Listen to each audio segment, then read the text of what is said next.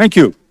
I would like to call to order the City Council meeting for the City of Wheat Ridge, Colorado for Monday, April the 28th, 2025. Would you please stand as you are able and join me in the Pledge of Allegiance to the flag? I pledge allegiance to the flag of the United States of America and to the republic for which it stands, one nation under God, indivisible, with liberty and justice for all.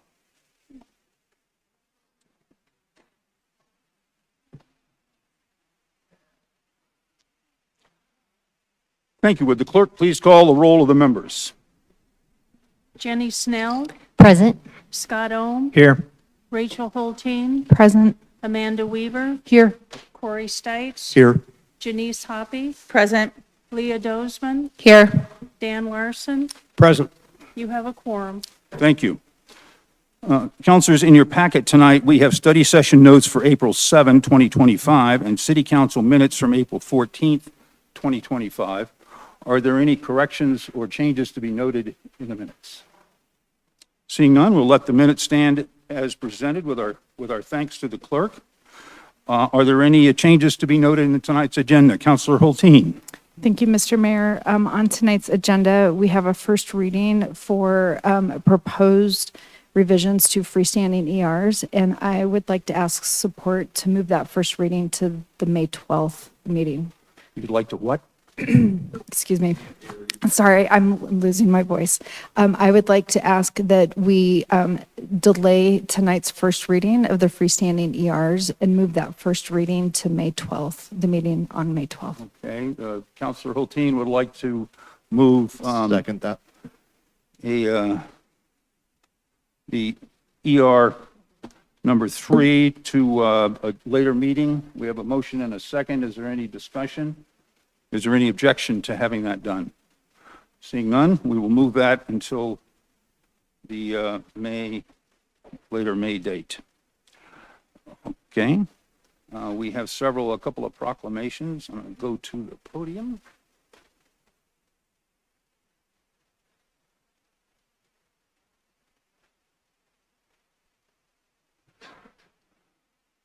Good evening, everyone. Before we get going, I'd like to direct your attention to a new sign that we have on the front of our podium tonight.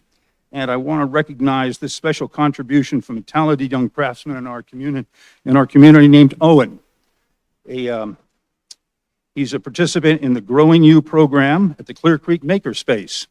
Handcrafted and hand-painted this beautiful acrylic sign for the City of Wheat Ridge, now proudly displayed on our podium.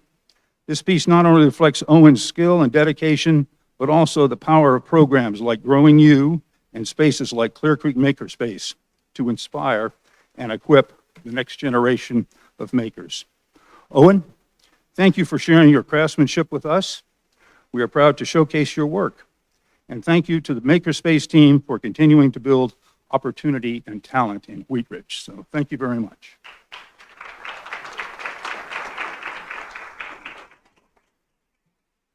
For our first presentation, I'd like to invite our clerk, Margie Greer, to join me at the podium. I'll give you a handshake. I usually do. How are you tonight? Good. This is a proclamation in support of the 56th Annual Professional Municipal Clerks Week, May 4th through 10th, 2025. Whereas the office of the Professional Municipal Clerk, a time-honored and vital part of local government, exists throughout the world. And whereas the office of the Professional Municipal Clerk is the oldest among public servants. And whereas the office of the Professional Municipal Clerk provides the professional link between the residents, the local governing bodies, and agencies of government at other levels. And whereas professional municipal clerks have pledged to be ever mindful of their neutrality and impartiality, rendering equal service to all. And whereas the professional municipal clerk serves as the information center on functions of local government and community. And whereas professional municipal clerks continually strive to improve the administration of the affairs of the office of the professional municipal clerk through participation in education programs, seminars, workshops, and the annual meetings of their state, provincial, county, and international professional organizations. And whereas it is most appropriate that we recognize the accomplishments of the Office of the Municipal Clerk. Now therefore be it resolved that I, Bud Starker, Mayor of the City of Wheat Ridge, and the Wheat Ridge City Council, do hereby proclaim the week of May 4th through 10th, 2025 as Professional Municipal Clerks Week, and further extend appreciation to our professional municipal clerk, Margie Greer, and to all the professional municipal clerks for the vital service they perform and their exemplary dedication to the communities they serve. Dated this 28th day of April, 2025. Margie, this is for you. If you'd like to say a few words. Okay. I just want to thank you for this recognition. Thank you very much. Okay, thank you. We've got to come over here and get it's photo op time. Okay, Margie, thanks so much. You do a great job.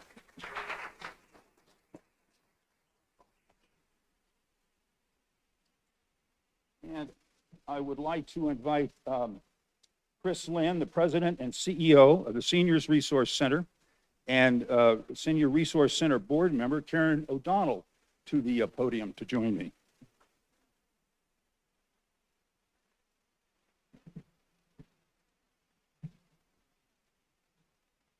How are you tonight? Good? All right.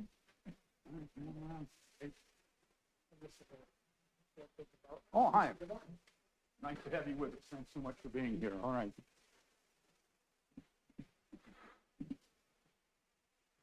This is a proclamation in support of Older Americans Month, May 2025.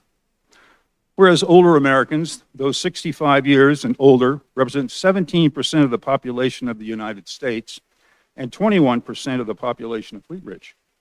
And whereas older Americans are often faced with negative stereotypes and attitudes that can lead to marginalization.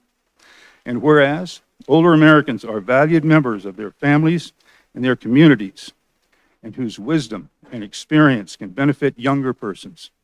And whereas older Americans often serve as members and guides and share their knowledge of traditional customs and cultural practices.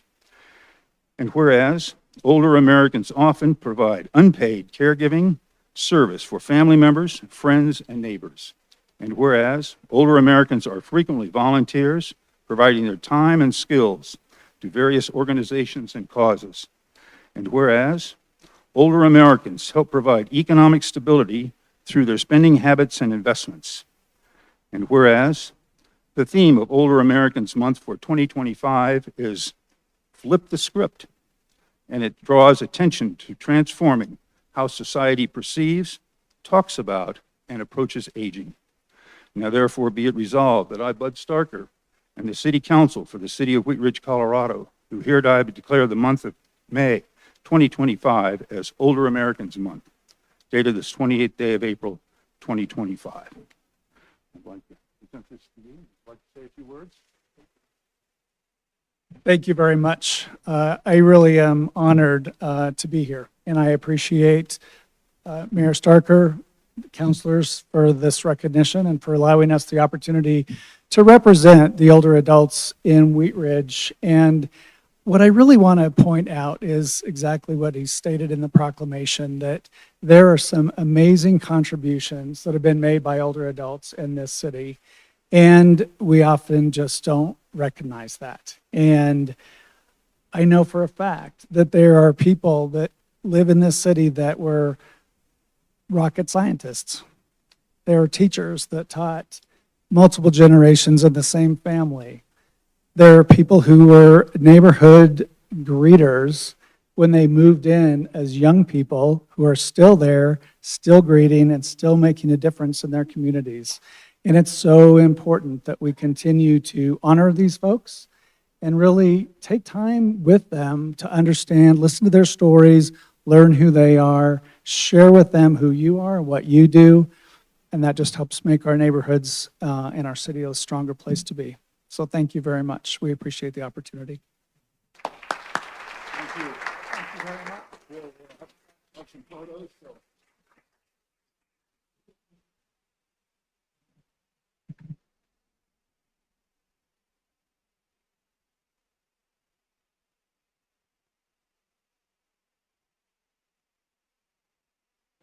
very much. Thank you all very much.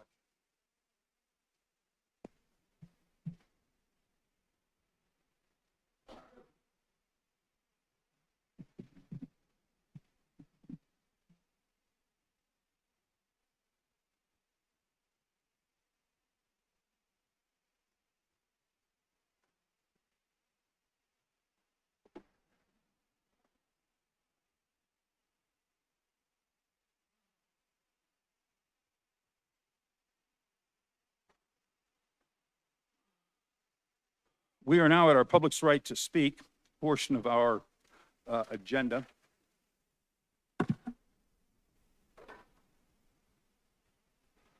This is an opportunity for members of the public come to address the city council on any topic that is not on the agenda tonight. If you have signed up to speak tonight, I will call your name as well as the name of the next person on deck. When I call your name, if you would please come to the podium. Please introduce yourself, give us your first name and your last name. If you would please spell your last name for the record, we'll try to get it right in the public record. Please tell us whether you live or work in Wheat Ridge. You will have 3 minutes to address the council. There are colored lights on the city clerk's desk visible from the podium. The solid green light will come on when you begin. When the green light begins to blink, you have about 30 seconds left. When the light changes to yellow, you have about 15 seconds left. When the red light comes on, your time is done, and you'd please return to your seat. City council members have the right, but not the obligation, to address any comments made after the last speaker is finished. And I will note that we have maybe a couple of folks who have signed up on the green sheet here, which is for the public's right to speak. There's another sheet in the back, and if you'd like to speak on the agenda item number 1, which is the Lutheran Legacy Campus, I will ask you to sign your name on that register so that you're signed up to speak on that item. We will not take comment now on the Lutheran Legacy Campus. So our first speaker tonight is Valerie Beck, and Sandra Sands is on deck.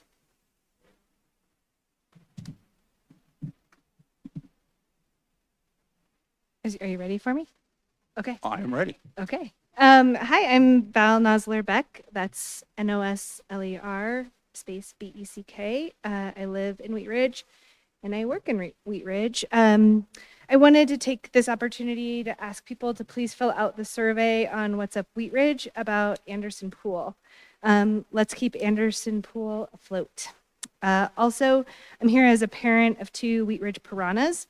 The Piranha swim team has spring training in full gear, and if you are interested in joining swim team this season, the Wheat Ridge Piranhas swim team is for everyone, literally everyone, but I think you have to be under the age of 18. But it's for everyone. And the Saturday's spring training sessions are in full gear as well at Wheat Ridge Rec Center. And this Saturday, I'm sorry, I said Saturday, I meant Sunday. This Sunday's session will include a parent and caregiver info session about the summer swim team coming up. And if you are interested in just figuring out if this might be a way that you want to keep your kiddo really busy this summer with swim team practice every morning, it also wears them out, which is wonderful. This is a great opportunity to just come by on Sunday, see how practices run, and then also learn about how the season works. And you can visit wheatridgepiranhas.org for more information. And so just wanted to jump up here and encourage people to please fill out that What's Up survey about Anderson Pool. It's such a valuable resource to our community. I hope we can keep it afloat. And then also consider joining the Wheat Ridge Piranhas swim team. And also, thank you all so much for your service and the work that you all do. You all are awesome, and I love seeing you around. Thanks. Thank you. Our next speaker is Sandra Sands, and Janine Caesar is on deck. A little tall for me. Hello, I'm Sandra Sands. Can you hear me? Yes, ma'am. Sands, S-A-N-D-S. I am a resident of Wheat Ridge, and I have been for many years. I'm a voter. I'm also a taxpayer. I'm also a neighborhood watch informally. They call me Gladys. You remember that from Bewitched? I keep an eye on everything. I'm here to complain. even though we've been here already once, the car wash at the corner of 44th and Gray continues to disrupt and irritate and annoy many of our pets, our young children who are trying to sleep throughout the neighborhood, including, I'm not going to mention the name of the company, but a company on 44th who takes care of my tires. We were trying to make an exchange while they were doing tire pressure checks, and we couldn't hear each other. And I never noticed that before because I've been going there for years and years, and they said, yeah, it's, and they pointed across the street. It's, and I said, well, send somebody over there to talk to them. And they said, oh, no, our company would never get involved with that. I just want to point that out, that it continues to be a problem, and we appreciate any of your patience, time, or sensitivity to the issue. I know there are bigger fish to fry, as by evidence of this crowd. But this could be a good early step, because if we look at these things this early on in the development of a problem, maybe when we get to the Lutheran issue, maybe we can prevent some of the big obstacles that are going to come down the road. I appreciate your time and your service. I wouldn't do it no matter how much they pay. Thank you. Thank you. Our next speaker is Jeannie Caesar and Raleigh Sorrentino on deck.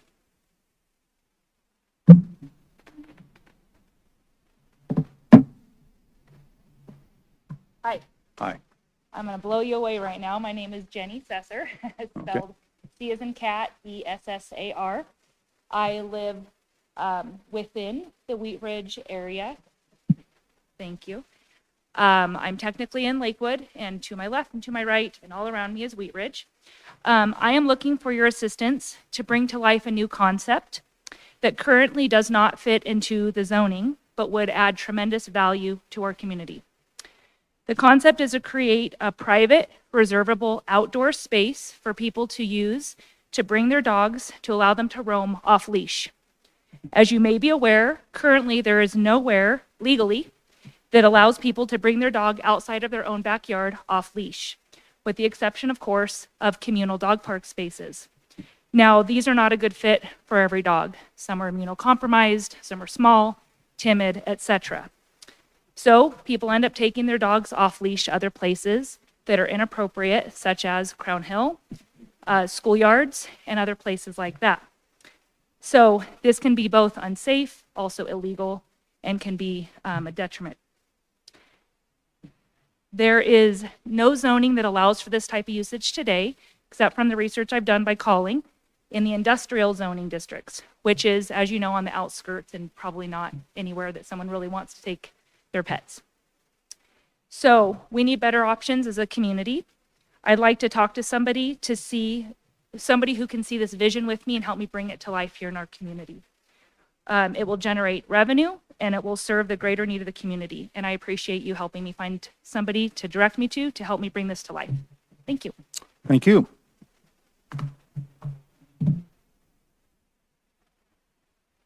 Our next speaker is Raleigh Sorrentino.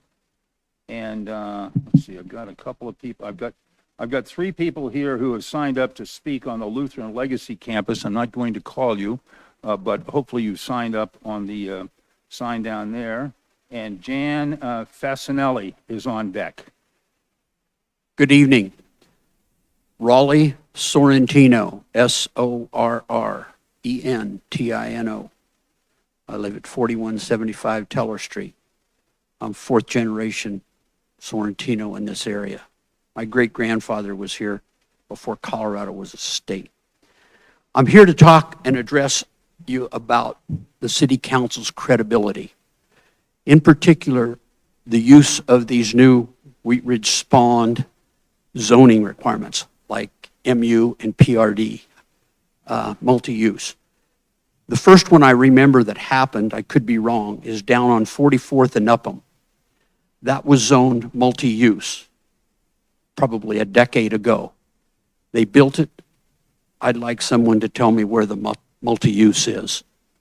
Similarly, at 38th and Upham, there's a complex there that was built, multi-use. I don't know what's there that's multi-use.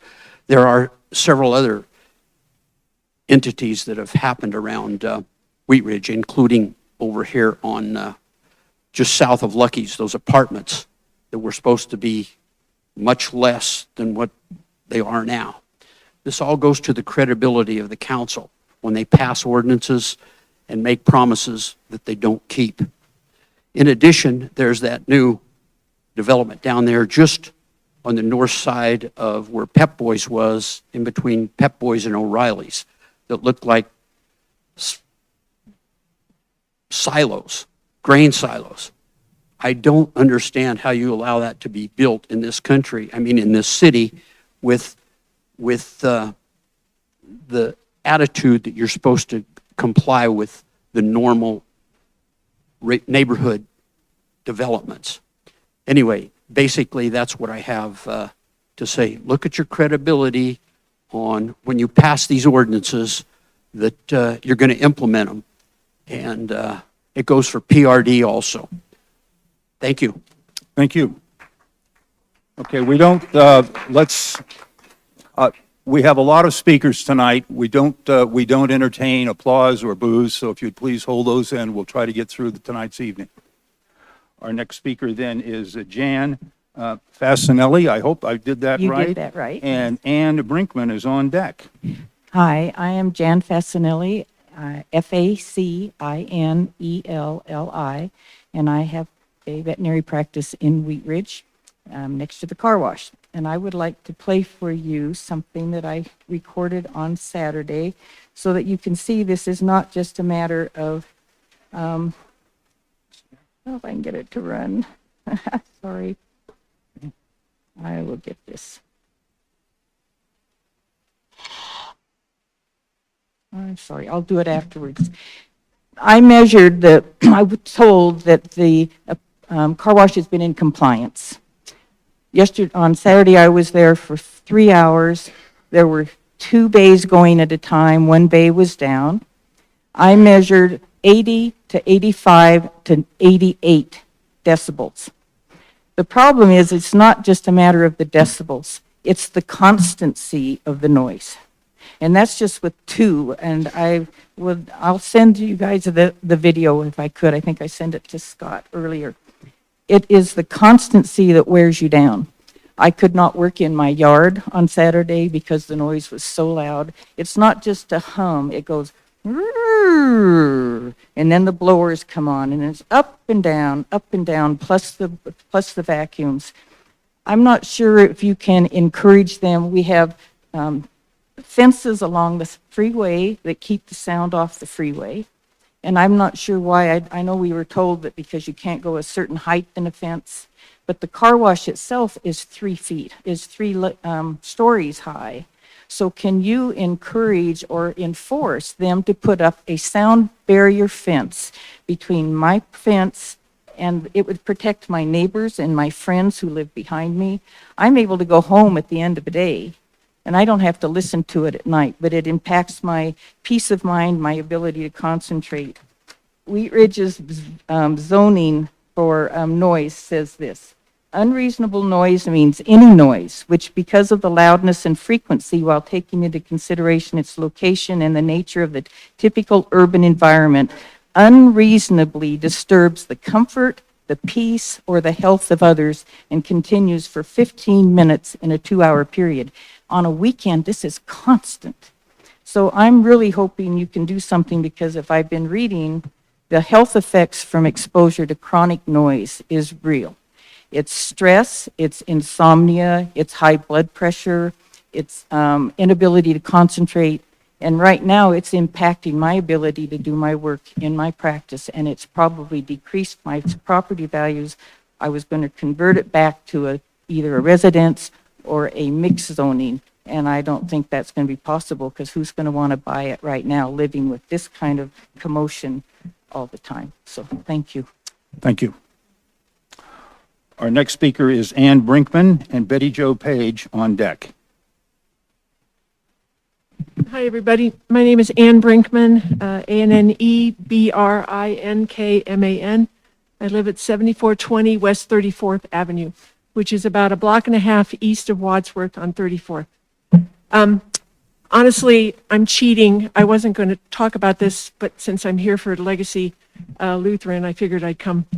We have cofferdams on our block that were installed about 20 years ago by Public Works when they repaved the street and they went too deep. They dug too deep. The city engineer dug too deep. They realized that they had tapped into the aquifers. We have aquifers throughout that subdivision. And so they put in cofferdams to push back so that the aquifers weren't draining automatically into the sewer system, okay? Otherwise, I call it my natural water feature because it's constantly running in the summertime. Those have not been cleaned out in a long, long, long time. So first of all, they're not being as efficient as a cofferdam because they're not holding as much water. And then when the barometric pressure drops, it reeks because of all the waste material in the cofferdam. So again, I'm cheating. I talked to somebody about this about 2 or 3 years ago, somebody with the city, and they said they'd talked to their manager. But I would ask that somebody go and look at the cofferdams, see if they can clean them out, just to, again, hold back more water and to reduce the stench. I know there's going to be stench. I get there's decaying materials, but just a little bit of effort. Thank you. Thank you. Our next speaker is Betty Jo Page, and then I have Gretchen Foster and Greg Primavera. It seems that they're going to speak together, so on deck. Hi, everybody. I'm Betty Jo Page, and I live on Ingalls and 39. I don't have a complaint. I have an opportunity to present. There is a historic trolley for sale that used to run in Wheat Ridge. It is cosmetically in good shape. It is not waterproof. It's for sale. And I think if the city gets into the hospital building, that lobby would look wonderful with that trolley in it. And I'm planting a seed. I hope somebody follows up on it. Thank you. Thank you. Our next speakers are Gretchen Foster and Greg Primavera. I'm Gretchen Josten, Josten. This is Greg Primavera. We live over by the car wash. I just want to thank you guys. I thank the city for their help, the police department and Officer Kellogg. Scott came out and talked with us, and Rachel's been really great at communicating. But it's still an issue. As you can see, I live across the street with my husband for 10 years. Greg is the longest resident on our street, has seen that property be multiple things. And we've had to move our living room into the back of the house. It's just, it's unbearable. We went to the mountains this weekend and I could still hear the ringing in my ears. It's just the consistency of it, and the 4 bays in a residential area is just, it seems inappropriate. So. Yeah, I just want to say I was gone on vacation. I come back and all of a sudden the noise is there and the stress level is just getting higher and higher. And I've been in that house for 46 years, and this is the worst it's ever been. There's 4 bays, constant, 24/7. It's not all the time, but it's 24/7. You can get up in the morning, 6 o'clock. I've heard it at 12 o'clock at night, and my daughter's heard it, and it's just a constant noise. And we were told that it would not be that bad because it's going to the north. Well, I have a friend on 44th and J, and I still can hear it. It's not loud, but I can hear it at 44th, 45th and J. If I can hear it there, how loud is it at our house? And it's just, if we can get a fence in there or something just to help us so we don't have to have this stress anymore. Thank you. Thank you. Okay, that's all the folks I have signed up to speak here in the council chambers. I'm going to ask the clerk if we have anybody joining us online. We do.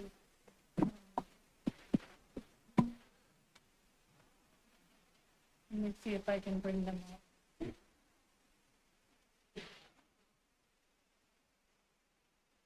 I have two signed up for the Lutheran Hospital thing, but I don't have anybody signed up for this one. No, the third one is not there. Okay. That concludes all of our speakers on public's right to speak. I'm going to recognize Councilor Hulteen. Thank you, Mayor. I am wondering if the city manager can provide an update on the car wash situation. We've heard from several people tonight on that.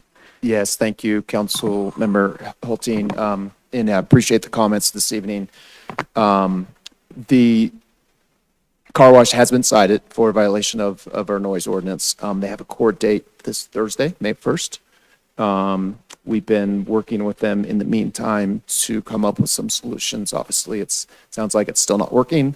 I believe there's a pre-mediation conference, hopefully before the court date as well, to hopefully come up with more solutions. So unfortunately, it takes a little bit while to get to the court, but it is this week. So hopefully we'll have some decisions made after that. Thank you for that update. Thank you. We're going to move next to agenda item number 1. Mr. Dahl, do we have the sign-up list for agenda item number 1? I'm going to take a couple of minutes here, so just relax.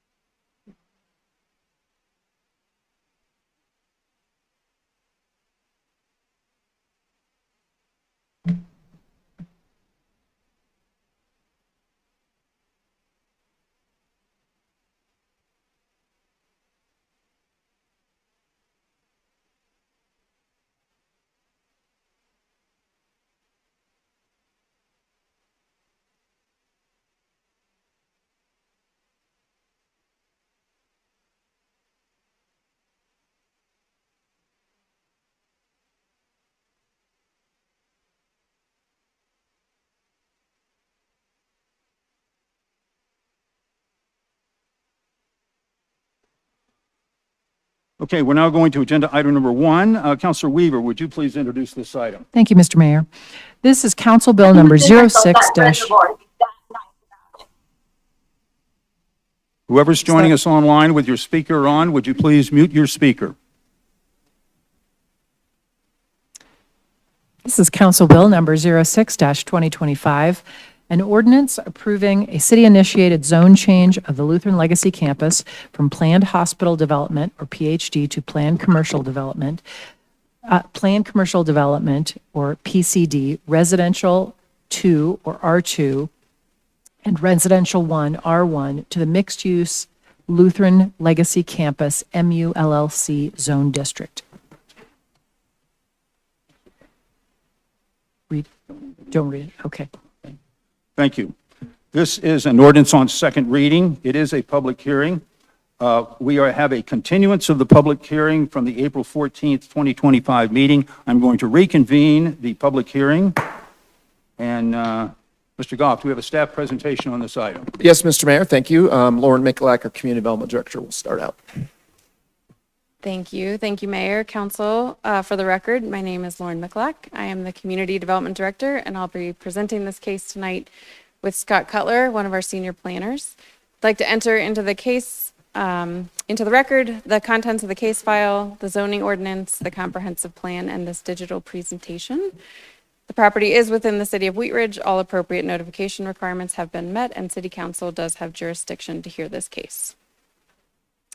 Tonight's hearing is really the culmination of a 4-year process, and it's a major milestone. So I want to start our presentation tonight with recapping how we got here.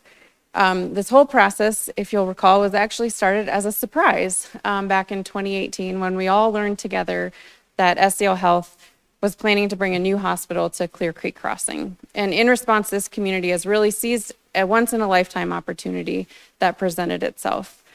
You'll recall that we asked SCL Health to wait on finding a developer partner and instead to partner with the city to lead a community planning process, one that was thoughtful and deliberate.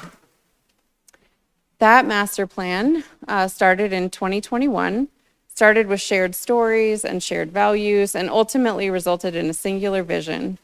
It was a process that really brought into focus the things that mattered most to our community: high quality public open space, the preservation of the chapel and the Blue House, a mix of housing types, and compatible character at the edges of the campus. There was also an interest in retaining office space and introducing civic uses, and a desire to accommodate at least a little bit of retail. You see those three in that heat map on the bottom right. Ideas for the public were essentially stitched into a variety of different possible scenarios, and together that input is what resulted in our master plan. I think it bears stating that this plan doesn't reflect any single person's vision. It's not my plan, it's not our staff's plan, it's not the hospital's plan, it's not the developer's plan. It's a collective result of a community-driven process where people were invited to participate and were challenged to imagine how this property over the next many decades could best serve our city in the future, and how the property could best harmonize with the surrounding neighborhoods. It's my opinion that a plan really only creates predictability when it's paired with action. And it was almost exactly a year ago, in April of 2024, in council chambers here, where we talked through what it meant to implement this plan and to be proactive instead of waiting to see how a potential future buyer may interpret our community vision. Last spring, council supported 3 decisive actions. Number 1, translate the plan into zoning regulations. Number 2, present a charter amendment to our community to vote on. And number 3, apply that new zoning to the subject property.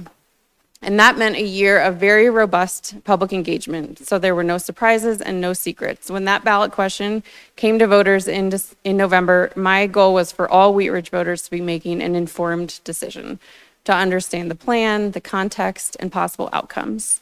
We hosted public meetings, we attended other people's meetings, we sent mailers, we talked in this room with City Council and Planning Commission on 12 different occasions over the last year, and used a project website to keep people informed. We received and responded to hundreds of comments and questions. Last November, as you know, by a margin of 2-1, Wheat Ridge voters approved a charter amendment, and that question was really focused on height, specifically to achieve a more thoughtful scale for new development. The hospital that's on that campus is one of the tallest buildings in Wheat Ridge at 90 feet. The charter amendment caps height at 70 feet or 5 stories in the middle of the campus and limits buildings on the perimeter to 30 feet instead of the traditional 35 allowed in most of our neighborhoods. With voter approval on height, this council then in January approved the entire suite of zoning regulations written to align with the master plan. And that brings us to tonight, where we're recommending application of those new regulations to this property. The reason council took the lead was to ensure this could be a community process, a robust community dialogue throughout the last year. It's only through a city-initiated zone change that we communicate not only appreciation for the public input in the planning process, but also commitment to putting those plans into action. Assigning the mixed-use Lutheran Legacy Zone District to this campus ensures a predictable future that aligns with the master plan. And I'll ask Scott to walk us through as a reminder of what the limits of the zoning are and what the contents of the zoning are. Thanks, Lauren, and thanks, Mayor and Council. So the master plan covered the entire campus, which is outlined in red, and that same area is subject to the rezoning change tonight. The site is generally bounded by West 32nd Avenue on the south, Dudley Street on the west, 38th Avenue on the north, and then Allison and Zephyr Courts on the east. It includes parcels owned by SCL, the former hospital operator, Foothills Medical Building, LLP, and the City and County of Denver. The rezoning does not include any of the surrounding neighborhoods nor the church and its parking lot at 38th and Dudley. Currently, the site is zoned primarily Planned Hospital Development, or PHD, and that was all part of the Exempla campus plan. There are some small portions of other zone districts, including R1 and R2, and then Planned Commercial Development, or PCD, at the northwest, which is one of the medical office buildings. PHD zoning only allows for hospitals, hospice care, and accessory uses customarily associated with medical campus. does not allow for any other types of uses, so rezoning is necessary to ensure that any redevelopment can take place. The purpose of the zone change is to eliminate the restrictive zoning designations and instead apply one zone district to the entire site that aligns with the vision in the master plan to allow for a mix of land uses, a mix of housing types, and requiring open space, multimodal facilities, and customized regulations depending on where you are within the campus boundaries. Provide a brief overview of the MU LLC regulations, which were approved by City Council at a public hearing in January. The rezoning to MU LLC is approved. These regulations would guide any future development of the campus. And if anyone is curious, the full 50 pages of regulations are available on Wheat Ridge Speaks for the January 27th City Council meeting. The master plan calls for a mix of housing types and building heights, and the zoning regulations reflect this. Zoning regulations also require a large public open space requirement where 20% of the campus, or about 20 acres, needs to be designated as public open space for the benefit of the entire Wheat Ridge community. This means that approximately 20 acres of land will be permanently dedicated for public open space with public amenities such as trails and paths, parks, and plazas. The master plan also calls for a mix of uses on the campus, and so the zoning does the same. This ensures that the land use is not fully residential and includes a true mix of uses. The zoning also includes the potential for civic uses in addition to the public open space I just mentioned. The permitted use charts and the zoning rules are based on the geographic area of the campus to ensure, for example, the retail uses are aligned with the recommendations of the master plan. Those uses, as that diagram shows, are more appropriate towards the northeast of the campus and not appropriate further south or west. On retail, we try to find the right balance, not cannibalizing efforts closer to Wadsworth, but knowing that this project wouldn't feel like a real success without some level of neighborhood serving retail. So the zoning requires a minimum of 10,000 square feet of retail. The zoning regulations also require a commitment from any future developer to preserve, rehabilitate, or restore the buildings of historic significance, the chapel, the Blue House, and the TB tent. This is a binding commitment, and upon review of future site plans, the city will ensure that those commitments are identified and are being honored. Staff reviews zone changes based on several criteria and consistency with adopted plans and policies. In this case, the Lutheran Legacy Campus Master Plan provides guidance for how future development will look and feel on the campus. For example, the image at the top left shows the development framework map from the master plan, which concentrates denser and taller development in the middle, shown in purple, and lower density development at the edges, shown in yellow.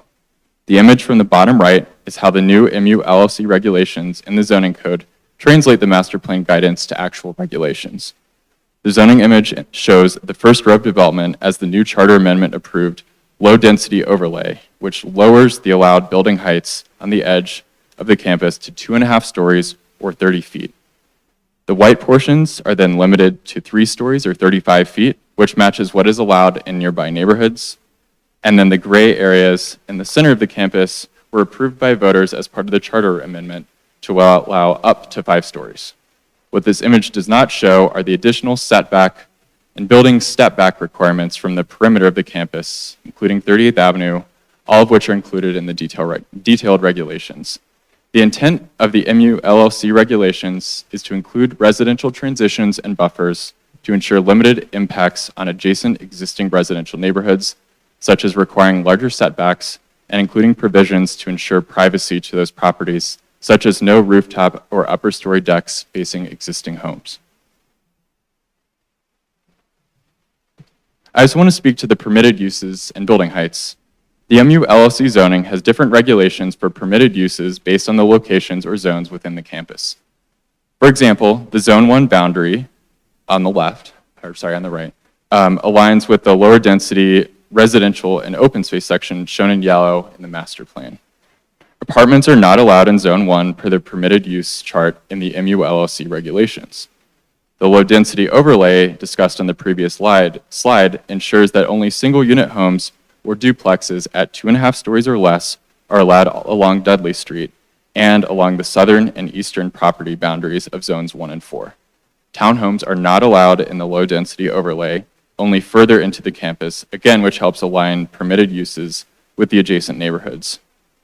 For Zone 4, multi-unit apartments are only conditionally allowed in a small portion of Zone 4 that aligns with the light purple shown on the master plan and the approved charter amendment, giving the city the ability to require stringent design and review of uses in that small purple area. This small area was part of the height exemption approved by voters. However, the remaining portion of Zone 4 would prohibit any multifamily units, and the perimeter is further subject to that low-density overlay that I brought up a couple of times. This rezoning is not a blank slate. There are varying requirements for permitted uses, building heights, and setbacks depending on where in the site or which zone you are located. Finally, I want to talk about the public notice for this hearing tonight. Letters were sent to all owners and residents within 1,000 feet of the campus, and then when the hearing date was changed, the city again sent postcards to all of those owners and residents.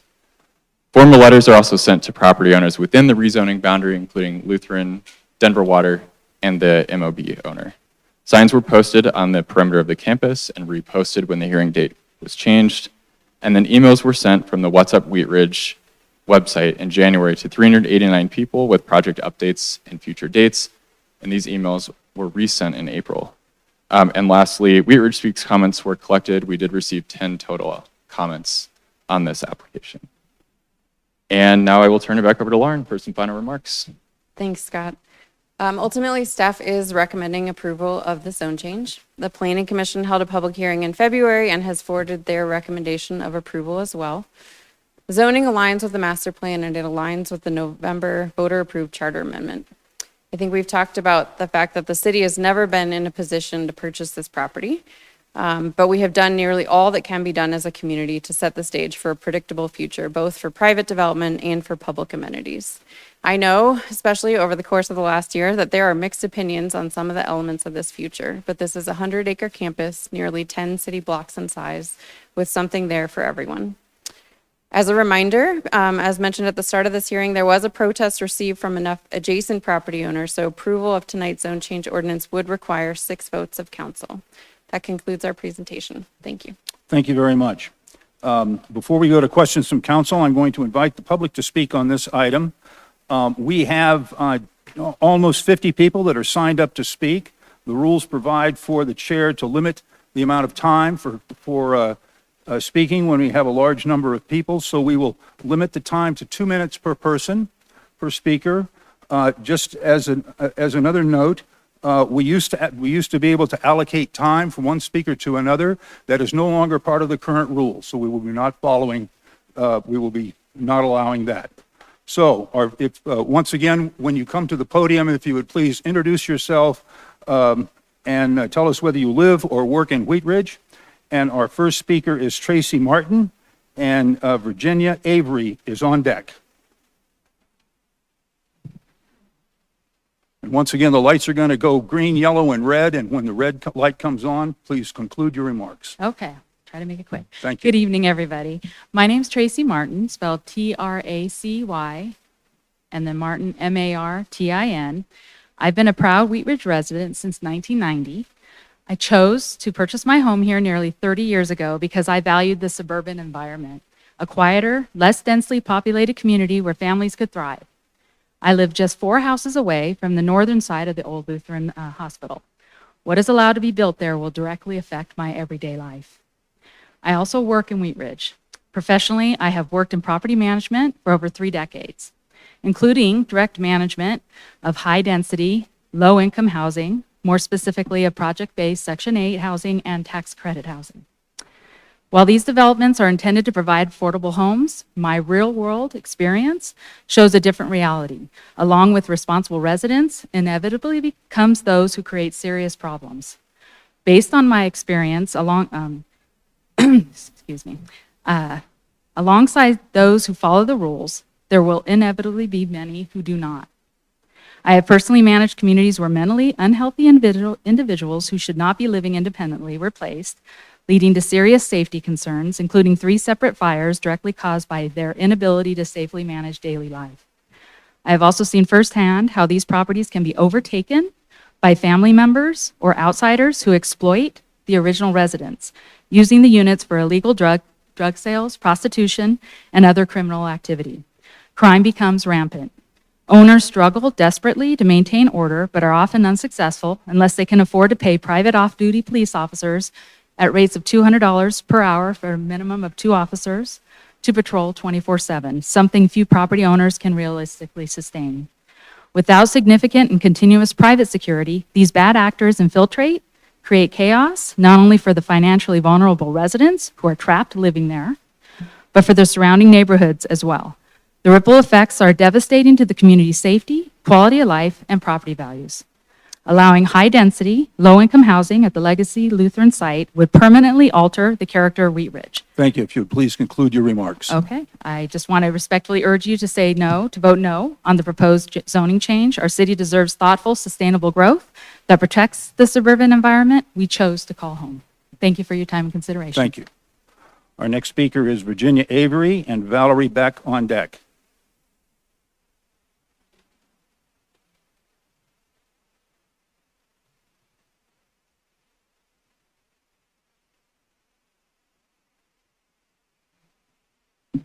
Hi, my name is Virginia Avery, Avery,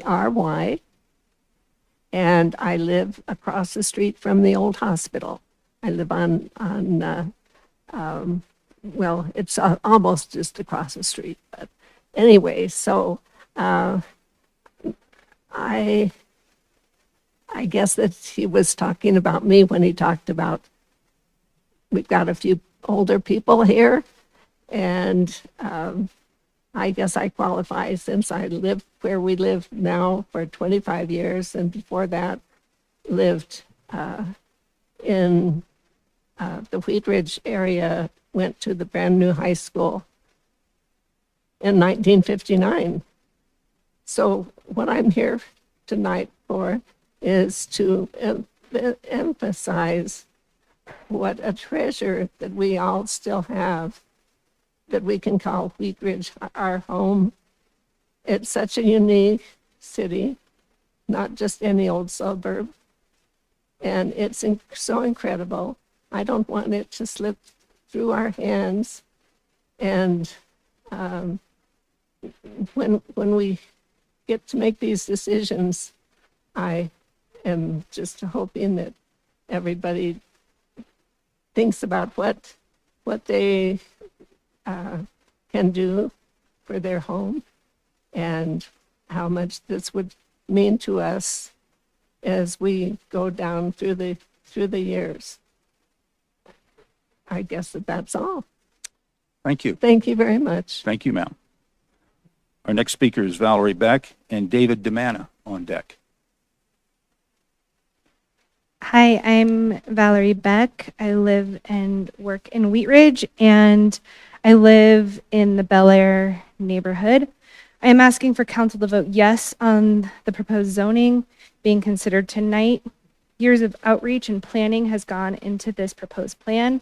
I'm asking you to please consider all of the voices that weren't able to make it tonight, but who have participated in the process before this evening. I also want to share my personal story, why I support the zoning. My family's photo is in the entryway, the Apelbacher Farm photo. About 50 of the descendants in that photo gathered in Wheat Ridge for Easter. Only 3 of the families who were there on Easter actually live in Wheat Ridge. The younger generations can't afford it here. My sister just lost out on a bidding war for a $900,000 single family home in Wheat Ridge. She and her husband and 2-year-old. Someone came in with an all-cash offer and $30,000 over asking. My brother-in-law is a geologist in Golden, and their kiddo is in childcare at Highlands Montessori. But there is not an accessible home for them here. We need more options so people can live here and work here. My great-great-grandparents never imagined a Wheat Ridge we know now. Things change, and we need to get creative to ensure that people can make their homes here and build their lives, even if it looks different from the generation before. Thank you. Our next speaker is David DeManna and Thomas Billgood on deck. Evening, Mr. Mayor and members of council. Thank you for providing this time for the public. My name's David, as in the Bible, Dimana, Dimanna. I live and work in the Wheat Ridge area. I'm a Denver native, and I've been in Northwest Denver or Wheat Ridge for most all of my life. In 50 years, a 50-year career in the video and TV and film production business, one of the assignments along the way was to work for Denver's Channel 8. So I've had almost 25 years of experience of watching their committees and their city council, presenting it on television, go through zoning request changes, zoning changes hearing, including the complete revamp of the Denver zoning code of several years ago.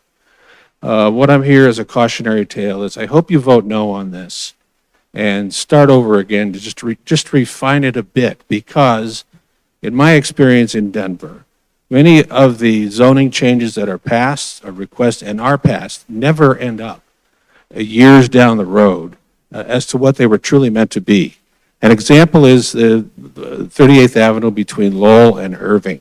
If you look at those 25-foot frontages and you like that, you should reconsider that. Remember, that zoning project started over 12 years ago, and look what we have now.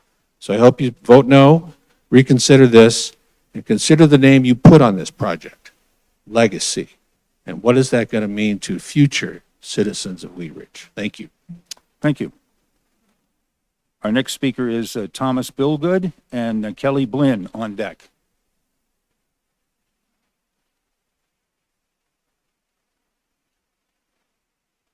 Do I have Thomas in the hall tonight? Thomas Billgood, I believe.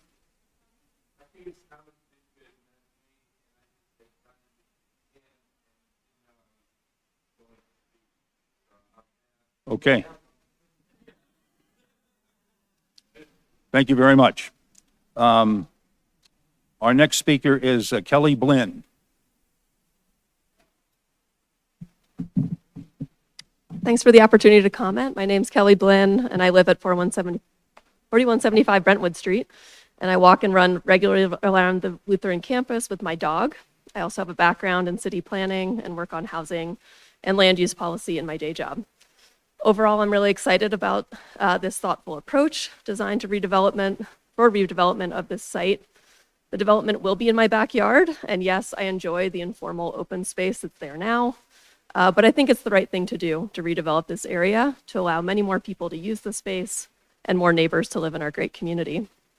The process for this redevelopment has been extensive, from the campus master plan to the ballot initiative and now the development of the zoning proposal. I knocked doors for the 2C ballot initiative and witnessed the community support firsthand. I loved one person who said, "Sounds a lot better than a vacant hospital," and then 67% of Wheat Ridge residents agreed at the ballot last fall.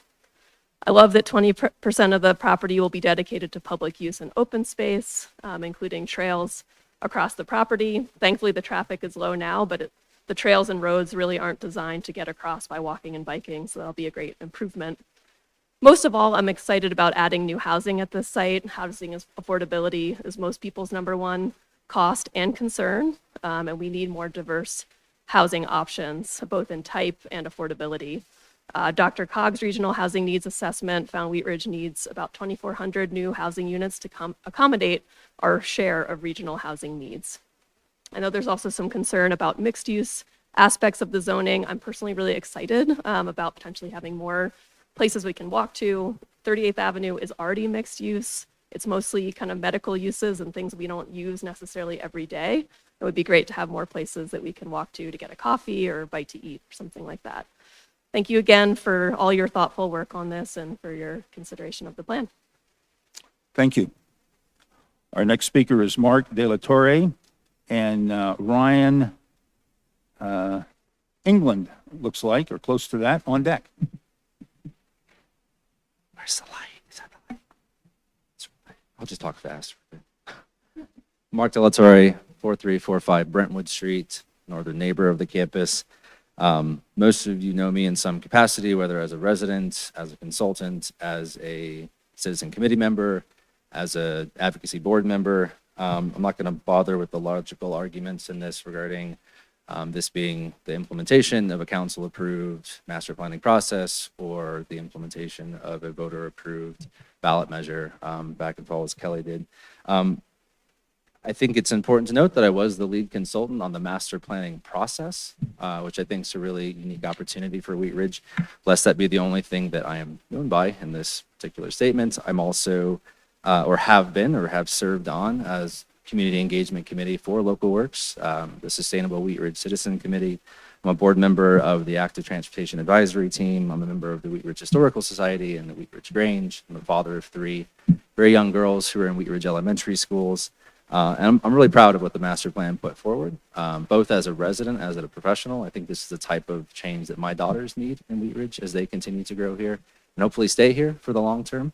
I'm not going to rattle off all the numbers in summary of what I thought was a pretty impressive process. Lauren did, I think, a really great job of hitting on some of those highlights. I have more numbers if there are questions, but in the end, I just want to note that I support this rezoning effort as a resident. And Bud, if you'd reconsider, the Blue House would make a great second restaurant. Thank you. Thank you. Our next speaker is Ryan Engeland. Not sure I'm pronouncing it right, but Ryan I know is the first name, I think. Engelland.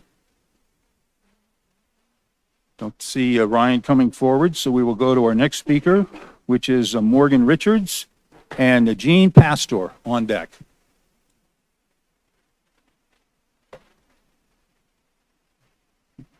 Hello, I'm Morgan Richards at 3255 Ames Street. I'm a 25-year resident, a small business owner, a parent, and the former City of Wheat Ridge Liquor Board member and chair. I'm also the founder of Wheat Ridge for Equity. Good evening to our City Council, Mayor, and all of our community members, including those who are not here tonight. After 4 years of intentional, vigorous, and transparent community engagement, I ask that you proceed and approve the zone change and all the related items for the Lutheran Legacy Plan. I hold trust in our elected representatives and our city staff to ensure that the Lutheran development will ultimately be thoughtfully designed, and I trust the majority of voters who supported this. Increasing our housing inventory means more residents and businesses, which means increased tax revenues.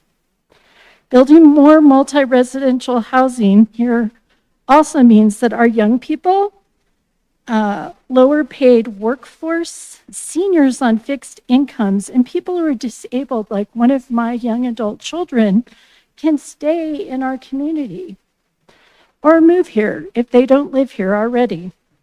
This also adds more options for people who do not want huge homes and yards, which I overheard a lot at the community meetings. The bravest people advocate for sunrises they shall never see. Your votes tonight should be made for the future.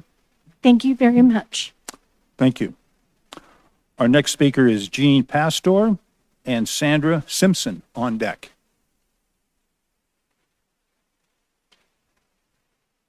My name is Gene Pastor, Pastor.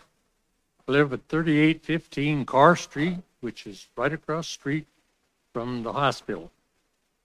That's probably what, there's a few of us here that are concerned about what's going to happen along the 38th Street on the hospital side. What's that going to turn into? Is that nobody seems to know. I've noticed on the map that number 2 zone or area never said anything about it.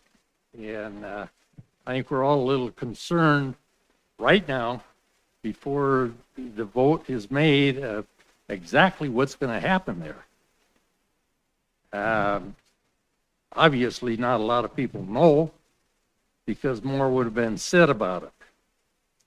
It seems kind of clear that this whole deal is, I realize you're trying to put this all together, and you probably have to have some zoning before you can really get started. So I hope that you all keep us very highly informed on exactly what's going to happen. There's a lot of people that are unhappy with what they've heard so far. Thank you. Thank you. Our next speaker is Sandra Simpson, and I have Jennifer Gibbs on deck. Hello, my name is Sandy Simpson, and I live right across the street at the traffic light there at 3820 Balsam Street, right at Lutheran Parkway. When we did discuss the master plan, they spoke about a 70-foot building with a 70-foot setback. I have been hearing that possibly is changing. As this gentleman mentioned, I would love to see, we're residential. Why were we not included in the transitional area of having homes on that north side also? My street, Balsam, is a nice wide street, comes straight through Lutheran Parkway. I don't know if any of y'all have been down there. It's supposedly a mandatory left or right-hand turn, but seldom do people pay attention to that. And I am terrified that my street is going to become a thoroughfare to 44th, because it is very convenient. And I would like to see, if this all goes through, that you take into consideration some sort of buffer, whether it be a roundabout, a wall. I understand from a neighbor who's been there forever that when Lutheran first went up, that they had actually talked about making a wall to block off that street. I would love to see that. My neighbor's got a 2-year-old down the street. People have grandkids that come. My dogs are usually in the front yard. And my neighbors know that, and they know to watch out for that. But we're not going to get that when we get all this high-density stuff across the street. Along with that, I would like to see them having their own parking off-street. I don't know if any of y'all are familiar with Stevens Elementary, but when they built the apartments right there, they didn't include parking, and they park all along the street there. And that is such a dangerous parking lot, the elementary school, to come out of, because you can't see left or right. I'm going to try to make this quick. We have plenty of empty businesses, both 38th and Wadsworth, both the north and the south side on the west. We have plenty of empty businesses down at 38th and Kipling. I don't want to see a bunch of empty businesses. I think it invites homeless people. Thank you. The Thank you very majority of our much. neighborhood is old too, and we'd gladly give up our homes for something smaller if you include a community for seniors. Thank you. So, Our next speaker is Jennifer Gibbs and Rhiannon Kiefer on deck. Good evening. My name is Jennifer Gibbs, spelled Gibbs, and I live directly across the street from the former hospital's helipad. I am strongly in favor of the proposed redevelopment zoning plan for the Lutheran Legacy campus. You will hear a lot of complaints tonight regarding the plan, but based on the many people who have knocked on my door in the past year, these complaints are likely to be misguided and based on personal prejudice instead of fact. A mixed-use redevelopment plan would create walkable neighborhoods. Multiple studies, including one in 2023 by Denver's Economic and Planning Systems, shows that walkable mixed-use neighborhoods contribute to a robust economy, leading to an increase in existing surrounding property values by over 20% compared to non-walkable mixed-use areas. Walkable mixed-use neighborhoods also bring in a younger, more diverse population. They bring in new customer base for the existing markets and add jobs. These neighborhoods also promote more inclusive communities by engaging residents to connect with one another by creating more opportunities for face-to-face interactions. Opponents will claim that the development plan is too broad, but it is because they have not read the plan at length. I work as a land use and development attorney. I read zoning ordinances and master plans daily. The plans put forth are extremely favorable to both the city and the neighbors of the Lutheran Legacy campus. The plans call for an eased transition from current residential neighborhoods to multifamily to mixed-use commercial and retail. Height restrictions passed with a clear margin at the ballots this past November, indicating widespread support for the proposed redevelopment plan. The minority opposition is based on fear-mongering tactics and misinformation. I implore the city to take action today to improve the lives of its residents and to vote for our future by voting to implement the proposed mixed-use redevelopment zoning. Thank you. Thank you. Our next speaker is Roseanne Kiefer and Claudia Milliken on deck. Yes, ma'am? Okay. Are you Roseanne? Okay, we will make that correction. Thank you so much. Then we will have Claudia Milliken at the podium and Gino Quintana on deck.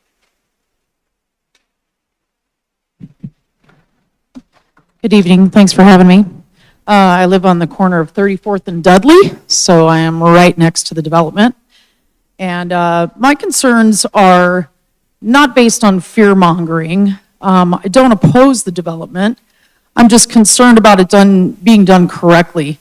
Like that gentleman cited the area near Pep Boys, the way that was done, some things that we've seen in Denver. I've lived in Wheat Ridge myself for 7 years, and I love the city and the way it's structured, and I'm not opposed to high density, just want it to account for ownership, not apartments.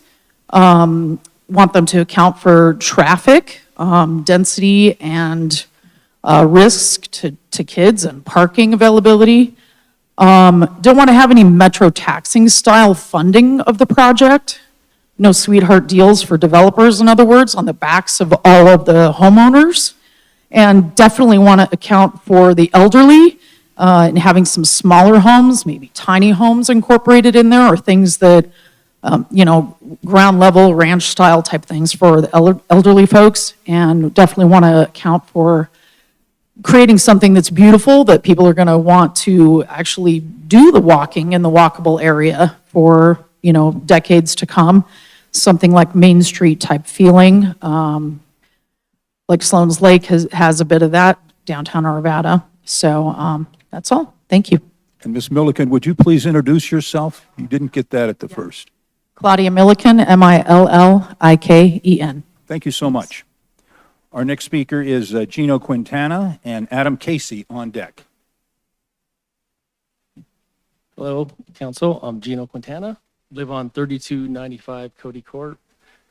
I am a stone's throw from the campus, the outer edge on the quadrant on the bottom left.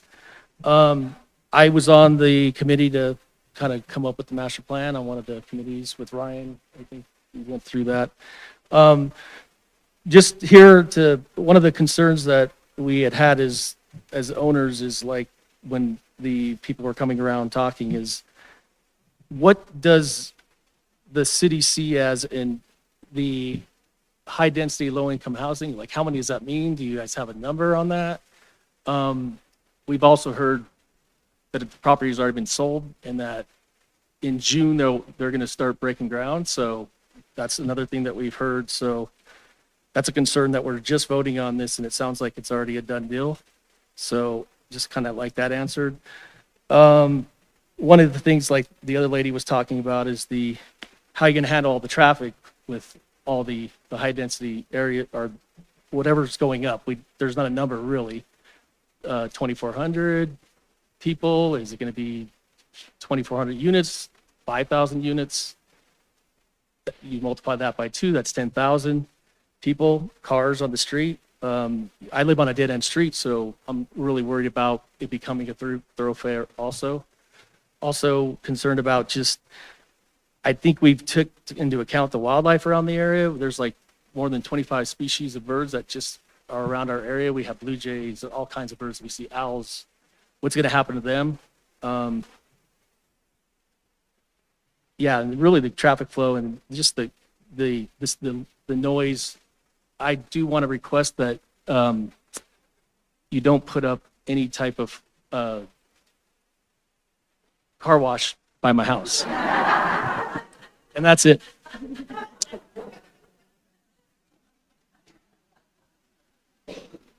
Thank you. Our next speaker is Adam Casey and Christine Disney on deck. Good evening. My name is Adam Casey, spelled C-A-S-E-Y. I live at 4745 Cody Street. I wish I had half the resume that Brian had, but I am also a member of the Advocacy Network, and I generally just care about the city of Wheat Ridge. And as a new resident over the last couple of years and a homeowner in the last couple of years, It's pretty obvious that Wheat Ridge itself is a very special place, but things are changing. Denver, state of Colorado, people keep coming. People are going to keep coming. And I think it's important that we be a part of that change and that we take into consideration people's concerns, rightfully so. But I ask you to honor the promise that the voters asked you to keep when we pass this in November, and just want to show my support for this campus and support for what you guys are doing. Thank you. Thank you.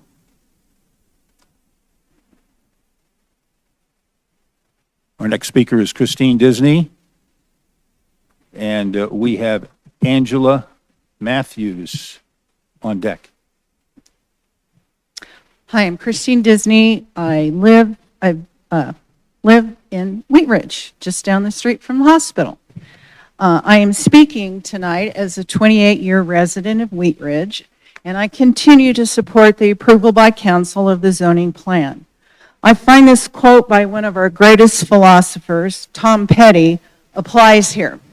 He wrote, "Most things I worry about never happen anyway." And I would really like to recognize the unprecedented effort that went into gathering the citizens of this community together, their input for what they wanted to see happen here. I have been a volunteer on numerous committees, and I have never seen the city put forth the effort that they did to gather input from citizens. And that is reflected in the amount of people that voted yes to raise the height to 5 stories in one area of that campus. I am also a member of the Jeffco Advocacy Network, and I understand that there is a need for multiple types of housing in Jefferson County. We're about 20,000 units short of housing. It's hard to believe because people say we don't need any more, but we do. And the demand is going to continue because people want to live in Colorado and they want to live on the Front Range and they want to live in Wheat Ridge. Who can blame them? I'm not concerned about anything happening detrimental to the city with this development. Because of the nature of our city and the nature of our community, it is going to maintain its unique flair. A lot of effort has been put into the zoning plan, the requirements that are needed to comply with the zoning plan. There's a big setback from 38th Avenue. I don't think you're going to have any buildings that are right on the edge of the street. And so I encourage you to recognize all of the work and effort that went into this and improve the zoning plan. Thank you. Our next speaker is Angela Matthews and Dorothy Archer on deck.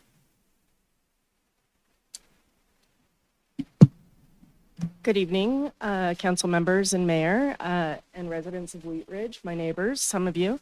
I am Angela Matthews. My last name is M with an M-A-T-E, I'm so used to spelling it out phonetically, M-A-T-E-U-S. Thank you. I live immediately across from what was the emergency room at Lutheran campus.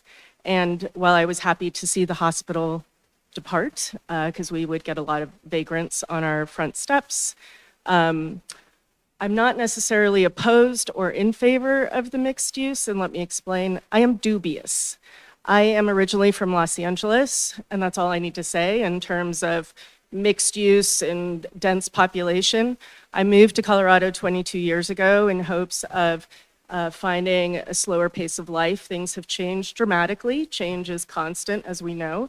But I am dubious because there's the plans on paper, and then there's reality.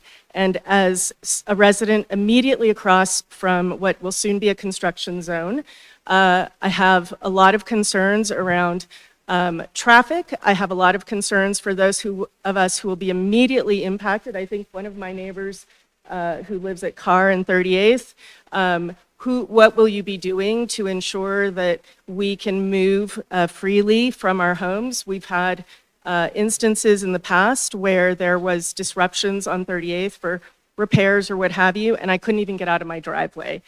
So there's concerns with that. I'm all for diversity in housing, but then there's the reality of what does that exactly mean. So I just want to make sure that as you consider the zoning and the future of this plan, that you really take into consideration your responsibility in terms of the legacy that you're leaving behind for all of the residents that exist in the city of Wheat Ridge now and those who may come in the future.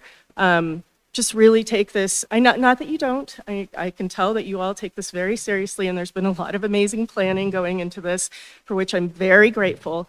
But just, there's the reality, and then there's what's proposed. And sometimes those two things do not meet up and match up. So thank you for your service, and thank you for listening to those who have come to talk to you.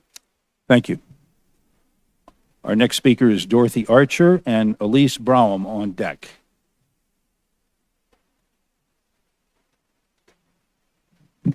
My name is Dorothy Archer, A-R-C-H-E-R, 3640 Marshall Street. Before I begin, I want to thank the council and address all of you for the many hours you have given and years. God bless you. It's not easy. I want, before I forget, to repeat a remark that Ms. Holton put in a couple of newspapers ago. We must not lose sight of the small town community that Wheat Ridge stands for. I didn't cut the article out, so it's not quoted 100%, but I think you gather my feelings. I'm not against progress in any way, shape, or form. I'm against changing zoning to high density. You know me. 3 stories is high enough. I'll go 4. Having been in the teaching profession for many years and dealt with an awful lot of situations with mental incapabilities, be very careful of your height and your density. We live in a world where the crowds are huge. Traffic is immense.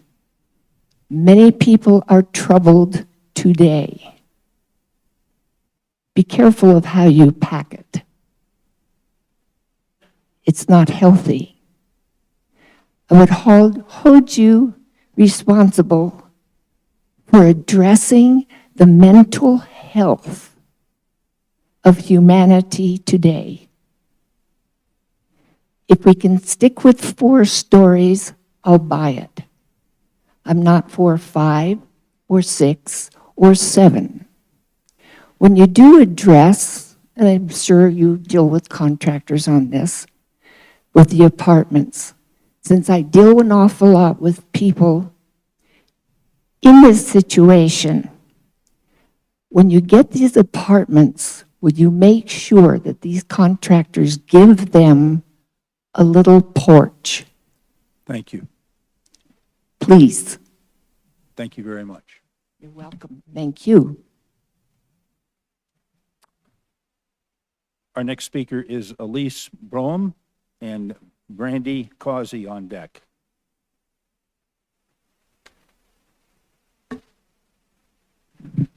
My name is Elise Browham.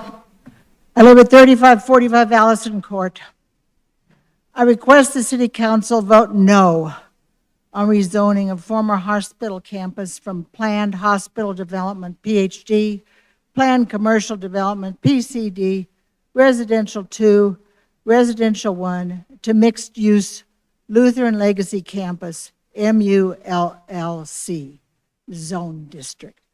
I have signed a legal protest. The Mixed-Use Lutheran Legacy Campus, MULLC, changes the accepted and known concept of R2 and R1 zoning. This is totally unacceptable and deceiving. The public has the established concept of what R1 and R2 structures look like with the required side yard, front yard, backyard setbacks.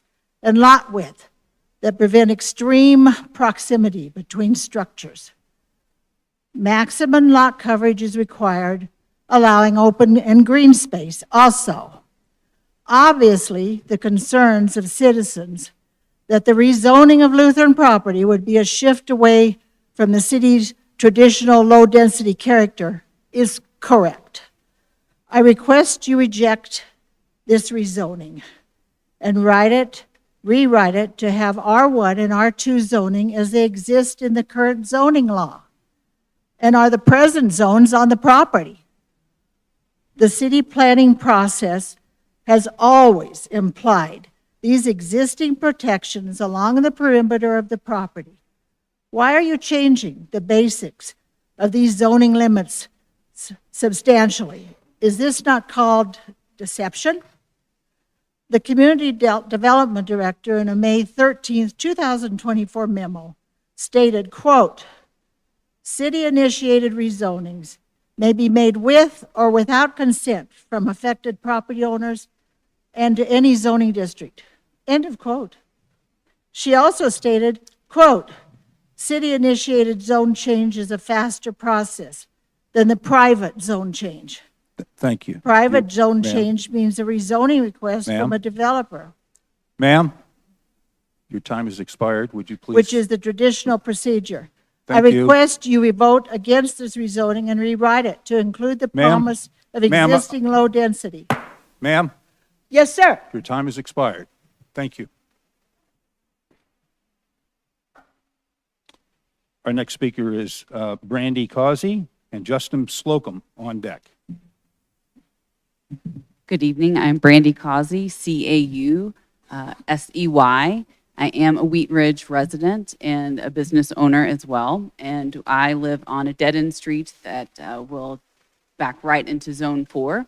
There are 10 homes on our street, and everyone in our area, nobody's anti-development, but we do have grave concerns about what is considered a binding agreement and what are, the quote was, stringent guidance, because there's a big difference between things that are binding and things that have guidance. I think we're very concerned about turning over these keys to a developer with guidance and allowing them to do whatever they will. There are opportunities and precedents set in other communities. Ojai, for example, if you want to keep the charm of a community, you can put things in place that say businesses can only come in if you have no more than 4 establishments. So a Corvus Coffee can come in, but maybe not a Starbucks. I feel like it's a totally missed opportunity to turn this into a Belmar, which will have tons of vacant spaces in 5 years to come if you drop in some of these massive anchor tenants and lose the charm. This is an opportunity to create a downtown that's memorable and leave a legacy. And I feel like if you just turn it over to a developer with stringent guidance, it's a huge miss. I also would like to see if at the end of the public speaking, if you could speak to whether or not this has been sold. I've also heard it has been sold, which does feel a little bit distrustful to have this meeting after something has been sold. So I'd love to see if someone could speak to that. Thank you. Thank you. Our next speaker is Justin Slocum with Kim Calomino on deck. Good evening, everyone. My name's Justin Slocum, S-L-O-C-U-M. I'm a resident of Wheat Ridge in District 3. I'm also on the Building Code Advisory Board here in Wheat Ridge.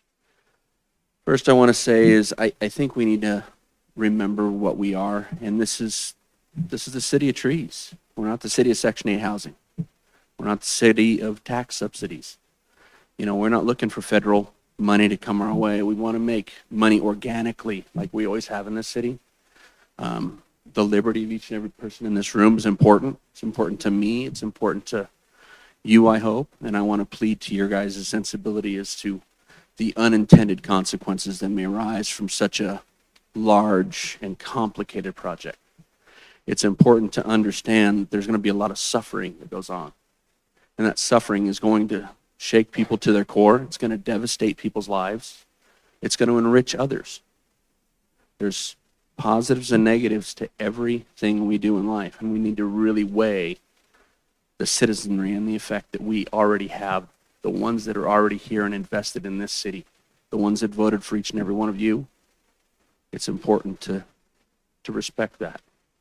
So I hope you guys can really use caution with what you do and how you do it, making that area something that we can respect and really enjoy without really impacting the citizens of this city negatively, I think is going to be very important to weigh. Bringing a lot of traffic, a lot of potential crime with lower income type housing is just a reality. It's a terrible thing to have to say, but we also need to remember people want to live here because this is a great city. We don't have to let them live here. We don't have to bring that in. We get to make that decision because this is what we want. This is our city. And that's all I have to say, and I appreciate everybody's time. Thank you very much. Our next speaker is Kim Calomino and Lindsay Burney on deck. Kim Calomino, Calomino. Good evening, and thank you for the opportunity to speak. It's nice to see you all. I'm speaking in support of the zoning change. Lutheran campus is my neighbor. I am its neighbor. I have lived a couple of blocks from the campus for 28 years. My younger sister was born there. Decades later, my youngest child was born there. And during their growing up years, having that emergency room right up the hill was a great relief. You'll be glad to know they all survived. My family's long connection with the Lutheran Hospital, as it is for many other neighbors in the community and community-wide, is a very important history, as is the next chapter. We're all deeply invested in that portion of our community. That's why I was eager and proud to participate, along with so many other residents, in the several years-long process that engaged the public in defining the vision that they have for the campus's future.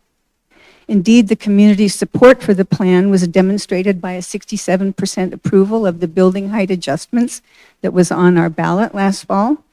Thanks to the voters of Wheat Ridge, new buildings on the campus will be limited to 5 stories in the center of the site, while the edges will remain lower in scale to blend with existing homes. This thoughtful approach allows for much needed new housing while protecting the surrounding neighborhoods. The rezoning dedicates 20% of the private property to be used for public open spaces like parks, trails, and green space, and preserves the Blue House and the chapel. By taking a lead on zoning, the city is ensuring that we get the right kind of development, one that prioritizes balance, walkability, and smart growth. As a resident who participated in the development of the Lutheran Legacy Campus Master Plan and a neighbor to that campus, I strongly support the zoning changes and encourage you to pass them tonight. And as always, thank you for your service. I know it's not easy. Good evening. Thank you. Our next speaker is Lindsay Burney and Sherry Jarazecki on deck. Thank you. Good evening, Council. My name is Lindsay Burney, Lindsay Burney, and I live at 38th and Garrison and have for many years. And I'm voting tonight, or speaking tonight, in support of the rezoning of the Legacy Campus. This rezoning is an important step forward, grounded in a master plan that was created through deep community involvement and adopted unanimously by this council. This plan sets out clear expectations. It calls for a strong buffer between new development and existing neighborhoods, encourages preservation of key community assets like the chapel and the Blue House, and allows greater flexibility in the campus interior, allowing for a wide range of housing types that diversify the city's housing stock. These are not vague ideas. These are specific guidelines that ensure any redevelopment aligns with our city's vision, values, and needs. This plan also prioritizes things that our residents have consistently asked for: lower building heights near homes, open space, parks, trails, plazas, and walkable neighborhood design that builds the connection that we in this community so desperately want. It supports the preservation of what we cherish while opening the door for what is next. Some concerns have been raised about density and the inclusion of multifamily housing, and I want to respectfully acknowledge those views. I also want to say that I'm disappointed with the fear tactics and misinformation being spread in our community about this project and the types of housing that could exist. Multifamily housing doesn't mean overcrowding. It means providing more people, including seniors, young professionals, families, and our community workforce, a chance to live in a well-planned, connected neighborhood. It brings diversity and vitality and economic support to our local businesses and reflects the reality that Wheat Ridge, like every city, benefits from a mix of housing options. I urge you to approve the voting of the rezoning. Thank you. Thank you. Our next speaker is Sherry Jaroszewski and Liz Veeder on deck. Hi, I'm Sherry Jaroszewski, Jaroszewski. Yes, I have to spell that a lot. I'm not opposed, and my husband and I are not opposed to the first plan, but the rezoning we're a little bit scared about. I live at 3864 Ammon Street, 1 block away from this area. And what concerns me is the high density, tall buildings in between. We've already had 3 large developments within 6-8 blocks of our home that have many apartments. And there's another great big development going on in 44th and Kipling. And I own property, not in Wheat Ridge. I own rental property in Lakewood, and I have firsthand seen what the overdevelopment has caused with my rental property. And I caution Wheat Ridge not to overbuild because everything's going on really, really fast. And it causes those people that are invested in those rental properties to lose money. And even though they're trying to provide a really nice, safe place for people to live, we have to make the cost that it makes to build and create a nice property has to align with the property, the rental properties, the rental amounts that go on. I'm worried about the traffic. My street alone, 38th, has become just a crazy thoroughfare for traffic going on. I don't know if that's all because of Wadsworth and all their development that's going on, or if it's other things that are happening in the neighborhood. But those are my concerns. I'd like you to keep those in mind when you continue on. Thank you. Thank you. Our next speaker is Liz Veeder and Carol Matthews on deck. Good evening. My name is Liz Veeder, V as in victory, double E, D as in don't do it, ER. And I was told by a nice lady, I won't name her so I don't get her in trouble. I was told that I could give my 2 minutes to someone. And since I cannot, then I will just go off the cuff. I'm a homeowner, and I appreciate homeownership. And I really believe that when you have half rentals in a city, and I think it's a little more than that now. I think Wheat Ridge is a little more. It was 47% rentals last time I knew. But that really is sad to me, because I think when people buy a home, and in my neighborhood, I think I mentioned this last time I talked, my husband and I are neighborhood watch captains, and in fact, now we have so many young parents moving in. We not only just have dog walkers, we have stroller walkers. And we're going to recruit a young couple with children to be the neighborhood watch captains, as they should. But everyone I've talked to want neighborhoods where they have yards and space for their kids to grow up and have friends in the neighborhood and be able to have a neighborhood watch and say, oh, I know you, I know you, I know you, and build friendships. And so that's very important. And when you've got, I'm not against apartments, but I mean, one of the saddest things that ever happened in even home ownership is the garage door opener. You go in the garage, you shut your garage door, and then you're in your house. And apartments are can be more so. So I would just like to see R1 and R2 included in that. I really would. Thank you very much. Thank you. Our next speaker is Carol Matthews and Julia Reese on deck. I'm Carol Matthews, Mathews. I live at 3851 Hoyt in Wheat Ridge all my life. This is a quote from the Neighborhood Revitalization Study of 2008.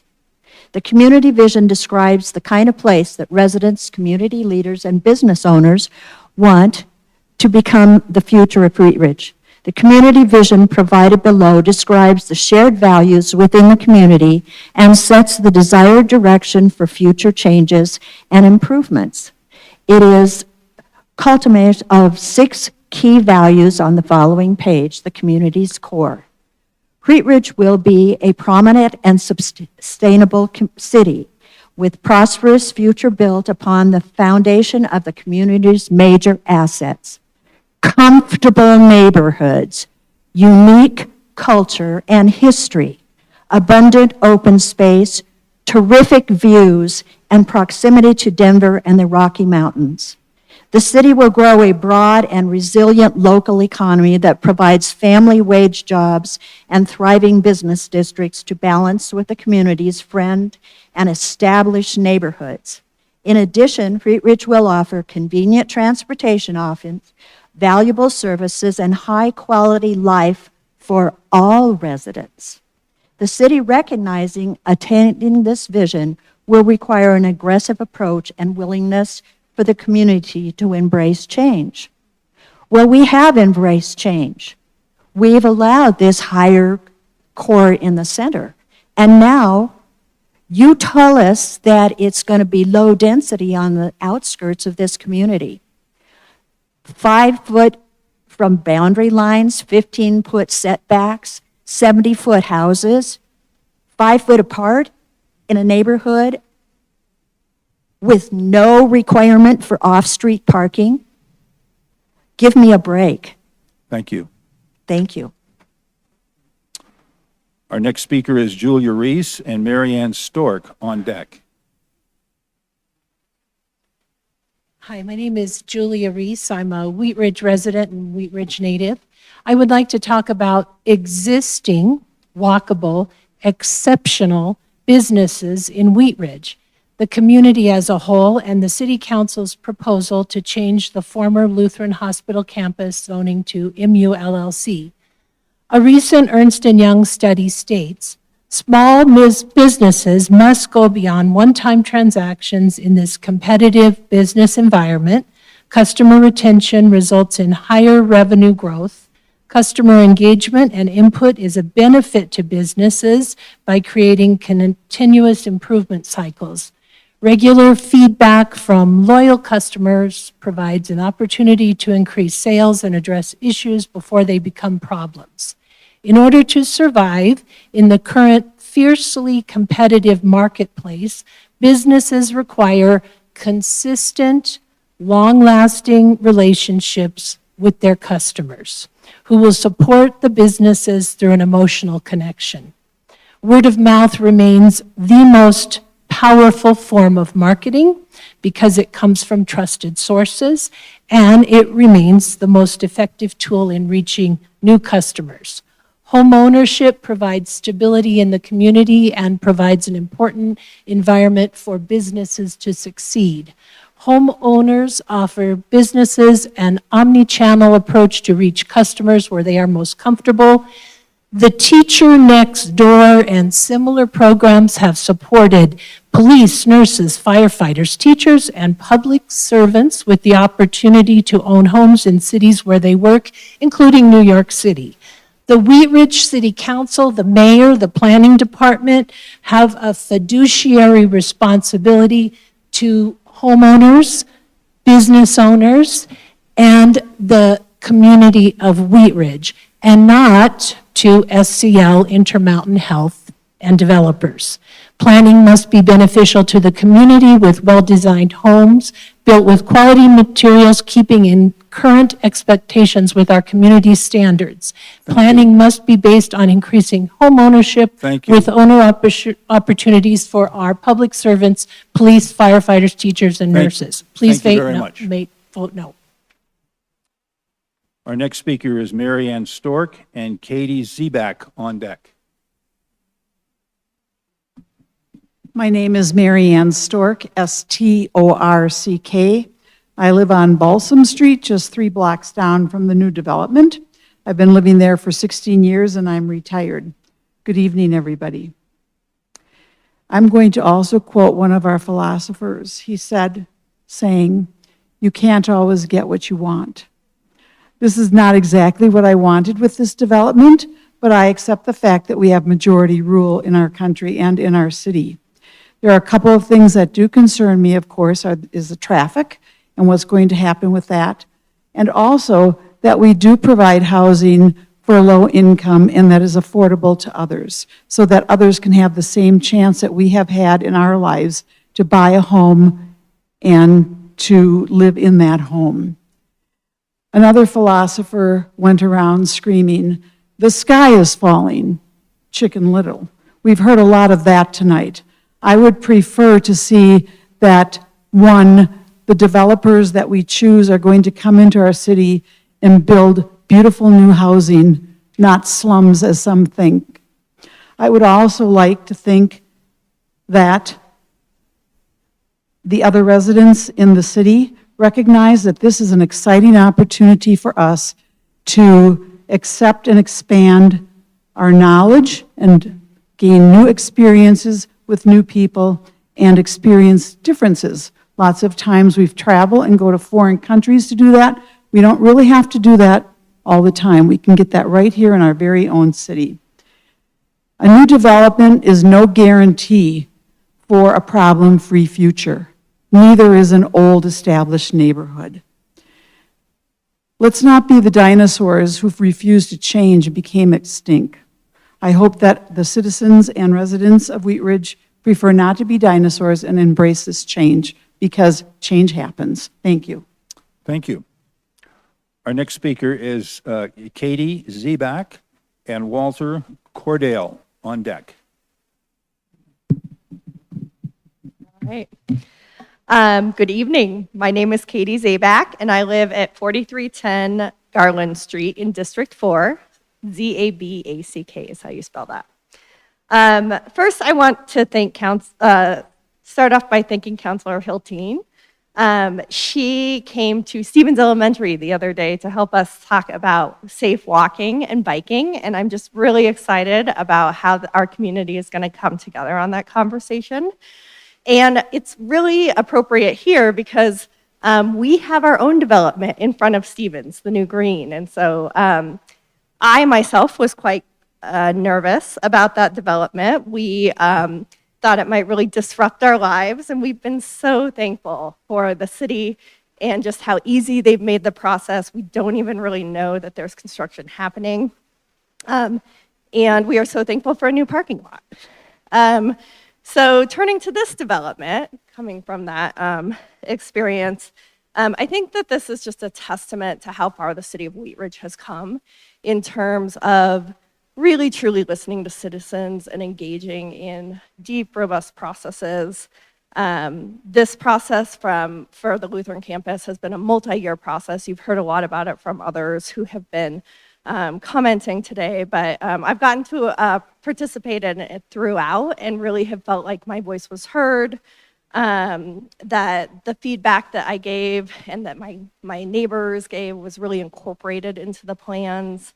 And I feel really confident that the council and the city is going to continue to be good stewards of this plan, especially given my recent experience. And so I just want to encourage you to continue to move forward with this process. This plan preserves the character of our community and the spirit of our community, and it creates opportunities for thoughtful growth, including housing that can keep Wheat Ridge a vibrant and affordable place for all kinds of families. So thank you so much for the work you do and for listening to all of us today. Thank you very much. Our next speaker is Walter, and I'll let you pronounce your last name. We have Joanne Sorrentino on deck. Hello, I'm Walter Cordial. I live at, and that's spelled K-O-R-D-Z-I-E-L, pronounce it user intellects. I'm at 3535 Dudley Street, right in the middle, and everything that's going to happen in the Lutheran Legacy property is in my front yard. Any type of building that's going to happen is going to definitely affect me. I'm going to hear every nail that's going to be fired. I'm going to hear every dust, every engine fire up in the morning. So all this potential construction is going to affect me every single day. And it could be for years before that goes on. The additional traffic and everything else is going to be very disrupting and tough to deal with. Everybody's talked a lot about the mixed use and going from R1 to R2. I want to make sure everybody understands that this already what's in the master plan doubles 50-foot wide lots, 15-foot setbacks, is twice as much as currently on the Dudley Street. Also, there's a thing called variances where heights can change no matter what it says in the master plan. You can have the densities change, you can have the setbacks, everything can change. So that's a huge concern if things go forward. Very much against this. I'd like to see a no vote. I was going to say I'm definitely concerned about how this could be with the high density. I see 100 dogs walked every day in front of my house, and now I'm going to have 1,000 dogs walked in the area if the density goes to that point and the disruptions. And I just wanted to say, the main civic event in City of Wheat Ridge every year is the Carnation Festival. All the Carnation greenhouses have been built over. There's a few remnants on 44th. I actually worked in the Carnation greenhouses when I was in high school, and I'd hate to see what happens in the Lutheran Hospital, what's going to be left. A lot of people kids were born there, and I assume too that Intermountain eventually is going to take the Lutheran name away where they're currently at, and like I said, it's not going to be the Wheat Ridge and Lutheran property that we've always known through the years. Thank you much, and I hope for a no vote. Thank you. Thank you. Our next speaker is Joanne Sorrentino, and Raleigh Sorrentino on deck. Hi, my name is Joanne Sorrentino, Sorrentino. I live at 4175 Teller Street. I have a couple concerns about this plan. Over the 5 years that I've noticed there has been different developments that right on Wadsworth. There's one been built over behind O'Reilly's. There's been one built behind the post office or near there. They're just apartment complexes. They do not offer anything to the people that live there except a roof over their head. And that is why I don't understand this apartment complex or whatever you're going to do with the 5-step story building in the middle of this. I think smaller homes, some yard, that's all realistic. But when you stick an apartment complex in the middle of all of that, I don't quite follow that. There's a development that's just finishing on Upham. There's 25 units there, I believe, or at least 24. There's a driveway. You can hardly back out of your driveway. There is no yard. This is not the kind of idea that I thought you would make Lutheran Legacy be. I think smaller homes and at least give them a yard. But to put an apartment complex right in the middle doesn't make sense to me. And that part I'd like to see you reconsider. Thank you. Thank you. Our next speaker is Raleigh Sorrentino. And good evening again. Raleigh Sorrentino, Sorrentino, 4175 Teller Street. Like I said, been here all my life. Reed Street, Stevens Elementary, we all called Reed Street, and then Wheat Ridge Junior High and the high school. The Lutheran Legacy Campus is the last jewel in the city of Wheat Ridge, and you're proposing to absolutely eviscerate it. And I'm here tonight to respect the mayor's wishes to not have outbursts from the crowd and to limit our time to 2 minutes. But for the people that are here, that are informed, that want this council to vote no tonight, please stand up. These people are here that you're supposed to represent. And the complaint is you don't represent the citizens anymore. You don't represent your constituents. You know in your heart that people don't want this. There's something that could be done with that Lutheran campus there that could be a lot better than high-rise, high-density apartments for people. I know you won't listen to a park, but if the whole thing was made a park, that would be the best thing you could do to Wheat Ridge, to make a great park out of that place and eliminate high-density, high-rise apartments there. Thank you. Thank you. Our next speaker is Andrea Birch and Betty Kopak on deck.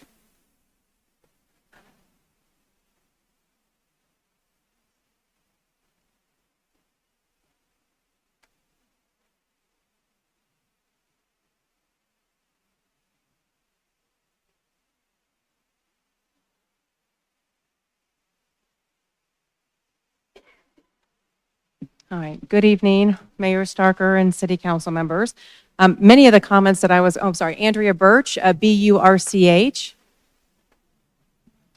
Okay, we have some talking out in the audience. If you would please take your conversations out into the lobby. Please continue. All right. Good evening, Andrea Birch, B-U-R-C-H, and I'm here representing Lutheran tonight. I'm the president of Lutheran, and I've also been a nurse there, serving alongside the essential workers that take care of this community 24/7 for many, many years, and I have been there for nearly 18 years now. I am here to represent the essential workers at that hospital who, many of which cannot afford to live here where they work. We have just around 1,600 people that work at Lutheran, and only 126 of them work in Wheat Ridge. Many of the entry-level caregivers that support that hospital aren't able to afford to live here where they work, and that hospital can't run without them. And those staff can often find jobs much closer and to where they can afford to live in other hospitals in other parts of the city. So on behalf of those essential workers tonight, I would urge you to please move forward with this to support affordable housing for our workforce here in this community. Thank you. Thank you. Our next speaker is Betty Kopak and Maureen Van Howe on deck. Hi, I'm Betsy Kopick, C-O-P-P-O-C-K. I live in Wheat Ridge. Excuse me one moment, please. We've got some talking in the back. Would you please stop talking or take your conversation into the lobby? I'm going to ask the clerk to please reset the timer, and please continue. I want to tell you how pleased I was that I was able to participate in the master plan, a process for all of Wheat Ridge. I am also pleased that I was listened to. And I'm pleased that the historic buildings will be saved. I'm pleased that 20% of the area will be open space. I'm pleased that the new housing will be constructed that is needed so badly for our young people. I look at that, I look at my kids. Where do they live? They're not poor, they're gainfully employed, but they need a place to live because at our house is you're going to have to kill me off before you can afford a place in Wheat Ridge. I'm also pleased that the design was so thoughtfully done and that we looked at the high density in the middles to not impact the current residents. I'm pleased that there will be safe places to walk and bike, and I'm pleased that there was an opportunity to even vote on this issue. And as a member of Sustainable Wheat Ridge, I look forward to the Lutheran Legacy space to incorporate sustainable concepts moving forward. Thank you. Thank you very much. Our next speaker is Maureen Van Howe and Nikki Larson on deck. Good evening. I'm Maureen Van Howe. I live at 3860 Brentwood Street, right at the corner of, almost at the corner of Brentwood and 38th. I live directly across the street from the Lutheran Legacy campus, so close, in fact, that when I gave birth to my daughter 4 years ago, I was able to stand up, knock on the window, and yell at my dog who was digging a hole in the backyard. So this project is personal to me. I'm very excited and strongly in favor of the master plan and the proposed zoning change. What an incredible opportunity we have to provide a vibrant, diverse community. I'm not afraid of traffic or low-income housing. And in fact, affordable housing can provide opportunities to serve our community, our teachers, our EMTs, our single parents, our recent college graduates, safe, secure homes for families in an area that would otherwise be unaffordable. A personal ad, until about 1 month ago, I was a long-standing federal government employee, and I was terminated under our current administration. I'm grateful that I'm now not house hunting, because if I were, even with my husband being gainfully employed, we would not be able to afford to live in Wheat Ridge or to buy a home in Wheat Ridge on a single income. So providing affordable housing in Wheat Ridge is absolutely essential. I'm hopeful that this project will provide that. So I implore you to align your vote with how your constituents voted last fall. Diverse options that serve the greater community and give opportunities to everyone. One final plug. To continue to attract the new generation of residents, a large park and playground and a library would be wonderful. Thank you very much. Thank you. Our next speaker is Nikki Larson and Alicia Bennett on deck.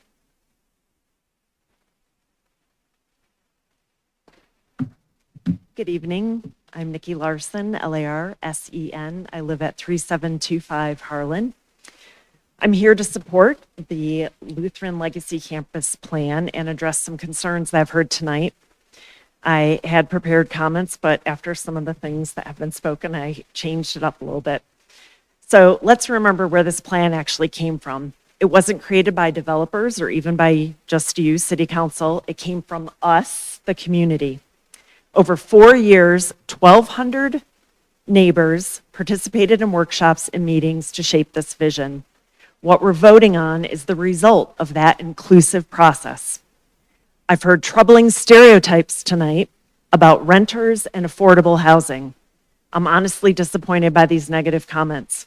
When we talk about community, that includes renters, who can be teachers, healthcare workers, young families, and seniors who make Wheat Ridge special. And the idea that only owner-occupied properties are well-maintained is simply misguided. Property ownership doesn't automatically guarantee maintenance, safety, or attractiveness. We all know examples that prove otherwise, and I could give you a tour on my own street of some of those homes. This rezoning gives us control by ensuring developers must follow our community-created vision. It protects neighborhood character with lower density housing at the edges, preserves our landmarks, and requires developers to fund infrastructure improvements. I urge you to support this plan because it reflects what we collectively decided we want after 4 years of thoughtful engagement, not because of fear, but because of hope for our community's future. Thank you. Thank you. Our next speaker is Alicia Bennett and Ann Brinkman on deck. Good evening, Alicia Bennett, ALICIA. I live at 8805 West 32nd Avenue. I apologize if I'm talking fast, but I don't want to be cut off. So I've been a resident of Wheat Ridge for 10 years and Colorado for 35 years. I moved to the west side of town to be close to my employer. When searching for a home, I gave my realtor only 3 criteria for my search. Number 1 was that the home be in Wheat Ridge. Of all the inner suburbs, it offered the same intimacy of the small farming town of 2,000 people I was raised in. I was a member of the original LLCMP group tasked with generating a vision based on community input. My focus group constructed 4 dynamic concepts that combine residential, multifamily housing, office buildings, civic, and open space uses for the campus, none of which include rezoning for 70-feet buildings. My primary concern with the current high-density mixed-use plan is that it will create an even more dangerous traffic situation on West 32nd Avenue. Living directly across from Crown Hill Park's northeast side trail entrance, I see the challenges of families entering the park along with cyclists and students walking to and from the high school in the bike lanes. My dog and I play dodgeball with vehicles speeding on West 32nd multiple times a day, and I've seen no improvement with the new camera monitoring signs. If I wanted to live in a high-density environment, I would have remained in Denver proper. This approved zoning does not align with the vision of focus group number 2, and I ask you to reconsider the current plan allowing for building heights of 70 feet. I thought I had found my new forever home in Wheat Ridge, but that is now in doubt. The city of Denver sold its soul to developers. Wheat Ridge shouldn't. Thank you. Our next speaker is Ann Brinkman with Alan Bucknam on deck. Hello, City Council. My name is Ann Brinkman, Brinkman. I live at 7420 West 34th Avenue, not adjacent to this property. But I just want to make a couple notes. I moved here 31 years ago. I bought a distressed house, a HUD house, which I don't think they even do HUD anymore. And I was very lucky to move here. I bought it for an obscenely low price. You don't even want to know what it's worth now, meaning that things change. The neighborhood has changed. Luckily, we have a lot of young people. I think I'm the oldest person on my block now. My point is, things change.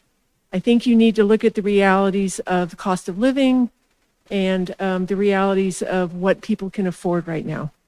And as a former planning commissioner for many years for Wheat Ridge, while I respect the opportunity to protest, I recognize that, I saw it all the time, I ask you to trust the citizens that participated in the revitalization process. I ask you, and I'm surprised to say this, to trust staff, trust the departments, trust their recommendations. They've looked this over for years. Trust the approach that you have built and have followed. Trust the vote of the people. And I ask you to vote yes for this rezoning. Thank you. Thank you. Our next speaker is Alan Bucknam and Betty Jo Page on deck. Hi there, Alan Bucknam, Bucknam. I live at 3300 Ingalls Street over in District 1. I'd like to thank council and everyone who came here for comment, for their comments, and for council listening to them. I know how everyone's comment is important. And I really treasure the fact that everyone can come up here and say their piece regardless of their point of view. I'd like to urge you to vote yes on this measure to rezone. People have made a lot of good arguments for why, so I'm just going to focus on one, and that's the amount of open space that is created by this plan is phenomenal. 20% of the land is going to be set aside for open space. That's 20 acres. It's not quite Crown Hill Open Space Park size, but it's enormous if you compare the amount of space that was only available in the existing hospital campus strictly for walking on or biking on or just enjoying. Now, granted, there's a lot of open space there, but it wasn't all just available for use. That lower density, low height, single duplex residential, sides on the things are going to help to contribute to that feeling of open space. And those new sidewalks and bike paths through the campus are going to ensure access both to the new open space areas and also through it to important community transit routes on 32nd and 38th. So if you say you're working you want to work in one of those new businesses that might sprout up along 38th, you'll be able to walk or take your bike or stop at a bus stop on 32nd or 38th and walk through and decompress in that open space. I think it's a really great benefit to anybody who lives there now, to the new neighbors who are going to be living next to the neighbors who were there now, and to any other Wheat Ridgers that use, enjoy, and celebrate the things in that area. So I just encourage you to vote yes. Thank you. Thank you. Our next speaker is Betty Jo Page and Sandy Nance on deck. Hi again.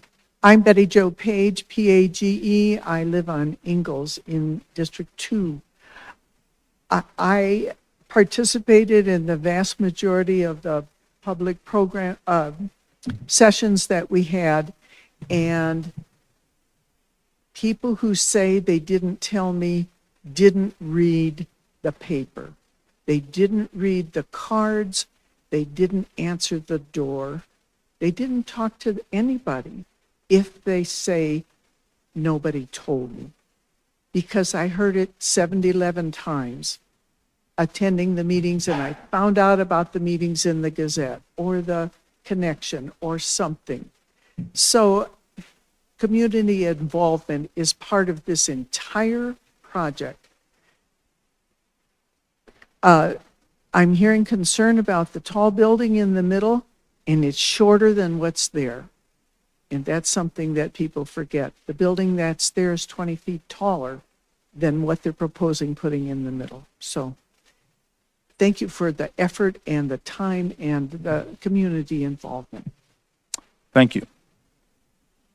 Our next speaker is Sandy Nance and Shirley Nelson on deck.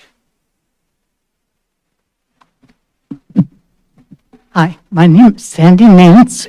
That's Nance. And I'm a native. I currently live on Field Drive in a house for 50 years. I am not opposed to this. Actually, I always come here to talk about the Blue House and the chapel and the TB tent, and so I couldn't pass up a chance.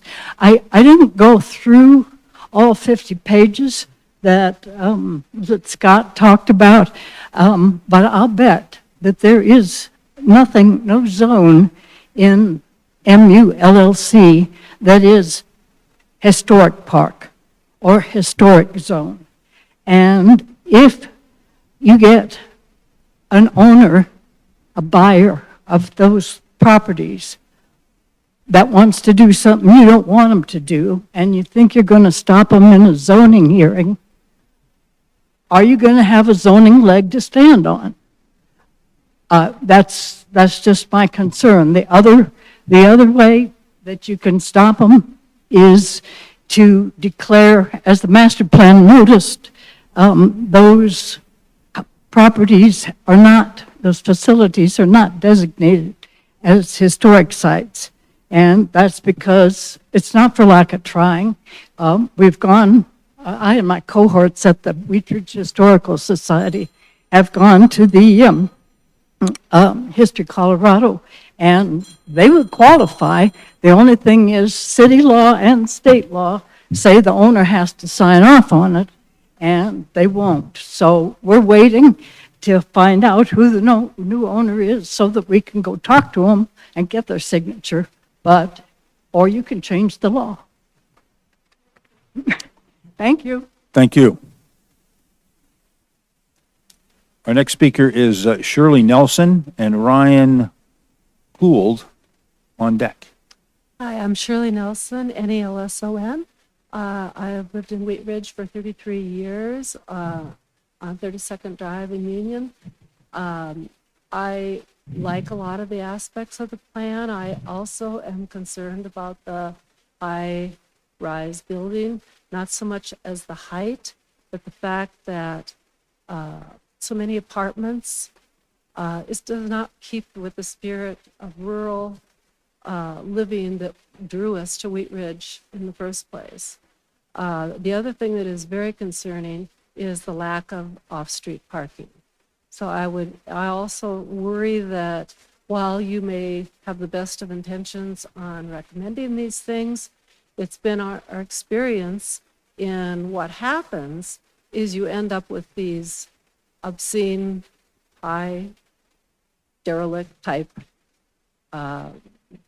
units that are very unpleasant to live with. There's an awful lot of traffic, and it just doesn't make for a good community for children and people to have safe living. So I request you vote no with the revision that some of this could be addressed so that we can proceed, because there's a lot of good in this plan, just needs a little tweaking. Thank you. Thank you. Our next speaker is Ryan Gould and Greg Veeder on deck. Hello, I'm Ryan Gould, Goold. Hi, Mayor and Council. Thank you for your time that you dedicate to this work and the public process. I'm here today to share strong support for the Lutheran campus rezoning. I'm a local architect involved in master planning and entitlements, and I'm passionate about community engagement at work and at home. Since moving from Denver into Wheat Ridge a few years ago, I've taken an interest in the ongoing city plan process as a neighborhood champion and have followed the Lutheran campus master plan and city charter vote. Through this process, I've seen firsthand the excellent job that the city planning team and their consultants has done in putting together a campus plan that will create a better future Wheat Ridge. It is respectful to the surrounding low-density residential neighborhoods by limiting density at the edges while creating walkability and trails. The plan is also respectful to the existing buildings, which is important by preserving those historic landmarks and others that can be renovated as adaptive reuse in a sustainable way. By providing this higher density zoning, the plan will allow for much needed housing development. It sounds like a broken record tonight, but I'll say it again. Market rate, attainable and affordable, plus walkable retail and restaurant uses, and will bring new investment tax dollars for the city to reinvest into its residents. The plan includes new public park space, as we've heard, potentially a civic plaza, and maybe even that new library. The eventual developers should be viewed as partners and clients for the city, bringing in critical tax revenue dollars. As the planning director and many others have said, the process has been transparent and engaged the community in positive ways all along, evidenced by the diversity of people here in support tonight. The years of process that the city staff and consultants have worked through with the community and the majority approval of the charter height should be valued by the council in a vote of approval for the rezoning. Without rezoning to eliminate the current restrictive zoning and spark higher density development, any development plans will likely not pencil out and results will be vacancy, underutilization, and dilapidation. Thank you. Thank you. Our next speaker is Greg Veeder, and then we have a couple of folks joining us online. They'll be on deck.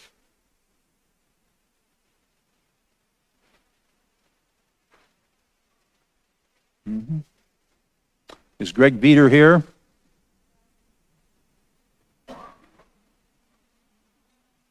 Okay, we're going to go. We've got two folks that have signed up online to speak tonight.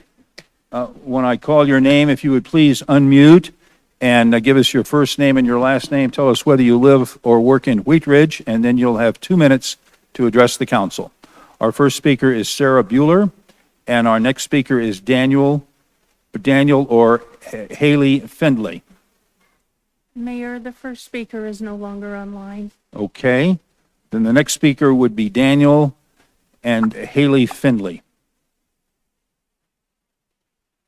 Yeah, can you hear me okay? Yes, ma'am.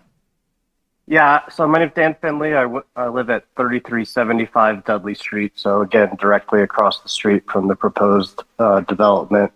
You guys have heard a lot of echoed statements tonight. I just want to speak for the neighbors to be directly impacted. Again, there has been no fear-mongering, no misinformation. We just want the vision to be realized. It's easy to say, oh, these guidelines are great, these requirements are great, the zoning has been changed, but we can all see examples where that doesn't come to fruition. And we're not talking about 5 years of construction and 10 years of realization. We're talking about the one chance the city has to really get this right. And I think you guys need to be very smart and very cognizant that developers have their own interest at heart. No one, I bet, in the crowd or maybe even on council could name the name of a development firm. They're not necessarily known for legacy projects and leaving positive marks on the community. So please, when you vote, and potentially more importantly, as this goes on, be sure that you factor that in and hold people to the fire so that the vision is actually realized. Thank you. That concludes all of the speakers that I have signed up to speak on this tonight. I want to thank everyone for their comments to address the council. Thank you for the courtesy that you provided the council and the meeting that we have. I grew up as a carpenter out in the field. We had a break every 2 hours. We are substantially over that, so we're going to take a 15-minute break now, and we will reconvene at about, just about 5 minutes after 9. So we will call a recess. Thank you.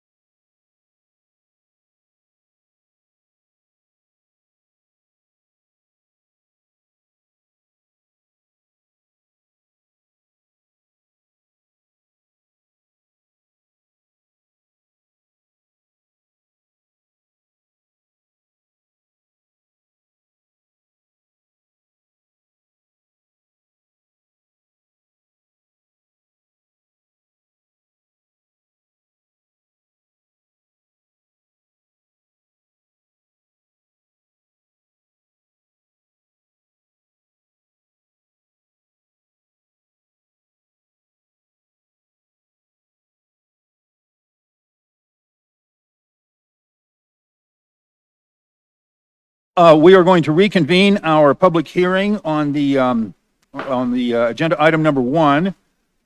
We are now at questions of council, questions from council of staff. And we'll start with Councilor Hoppy. Thank you, Mr. Mayor. I understand that like a zoning plan is a kind of a big read and sometimes can be confusing. So there's a few questions that I'd like to ask that are clarifying questions. One question was, in the R1, the buffer zone, R1, R2 buffer zones, once we put that into our zoning, what wiggle room is there for it to not be what we've zoned for that area? Thank you. So the low density overlay, I think is what you're referring to, and there's really not a lot of wiggle room. The purpose of using a mixed use zone district that it is very prescriptive with definitive dimensions and very limited allowance for variances. So what you see in the code today for the low density overlay is what will dictate development if the property is rezoned. And that also has parameters as far as it is prescriptive for, the overlay is prescriptive for, I understand that when we look at the map on the slide, you know, it looks kind of fuzzy, but there are very prescriptive numbers of footage, feet from the edge of the boundary of the property into the property, how far in that goes. Yes. That is how big the overlay is. Yes, there are separations, for example, 30 feet. No building can be within 30 feet of the eastern boundary, and the entire first row development, which is defined, must comply with the low density overlay dimensional standards. Thank you. And then one other clarifying question that I wanted to ask is, there was some confusion about what is contained in Zone 2. Now, I know Zone 2 has the chapel, the blue house, the tent, and in this zoning, we're requiring retention of those items. Correct. And then what is, so those are basically the front of Zone 2. And so that clarifies like what does Zone 2, the frontage of 38th Avenue and Zone 2 look like? Can you explain what happens then kind of behind the curb, behind the blue house and the chapel, which is, if I had to guess, is around 100-ish feet from 38th Avenue? Can you describe what's happening behind that then? Sure. Yeah. Part of the reason that we didn't dwell quite as much on zones 2 and 3 is because there's more flexibility in that middle of the campus. So knowing that we aren't developing the site and don't have a developer at the table and aren't yet site planning, there are a couple different things that could happen in zone 2, from residential to office or civic. We also don't yet know if the existing building, which is about 100 to 150 feet back from 38th, is going to remain in whole or in part. And so it feels like we don't have as certain of answers in terms of what's happening because we're just not at that stage of the process. The setback of any building of any use that was new, the setback would be the same as the height. So if there was a 70-foot building, it would be 70 foot back. So what we've tried to do in zone 2 is establish the standards related to height and setback and architecture and use that create some predictability, even if we don't know yet if it's a new building or an existing building, a residential use or commercial use. Thank you. And then can you just quickly explain the process, the difference? There's the development process and the zoning process are different. And so if you can maybe just give us a few quick highlights of zoning process versus development process. Yes. Yes, and this has been a protracted, multi-step process. So the any planning effort in Wheat Ridge informs the zoning rules that follow. Zoning are the rules that describe what something looks like and what you can do with your property. So that is the rule book that we created in theory on the books in January. It's about 50 pages long. All of those dimensional standards, the permitted uses, those rules only exist in our code until we apply them to a property, which is the purpose of tonight, to rezone the property and require that any future use or development on that property follows the mixed-use Lutheran legacy zoning.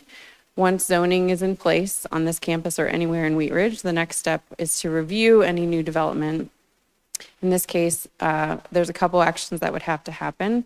Because the property has been around for nearly 100 years, we'd need to do subdivision plats, which is what prepares land for development in terms of lot lines and roadways and sidewalks and easements. Because of the size of this property and the likely phasing, we'd also be looking at a concept plan, which would ensure that we are looking at this campus in its totality to deliver the vision in its totality. So we're looking at land use and connectivity. And then after those two processes are what we are more accustomed and interested in seeing, which is a site plan. And that's where I think people finally get to see the details they're curious about, the specific uses, the specific heights, the specific architecture, the parking counts, the landscaping plans. So there are still a series of review documents that will need to happen after the zoning is in place. And public outreach is included in part of those processes. Yes, there is a neighborhood meeting that's required for concept plan, and we will be heavy on the public information to make sure from now through the end that people are clear on what's happening and what's coming and what those uses are, what those buildings look like, and what the schedule is. Thank you. Thank you. Mayor Pro Tem Stites. Thank you, Mr. Mayor.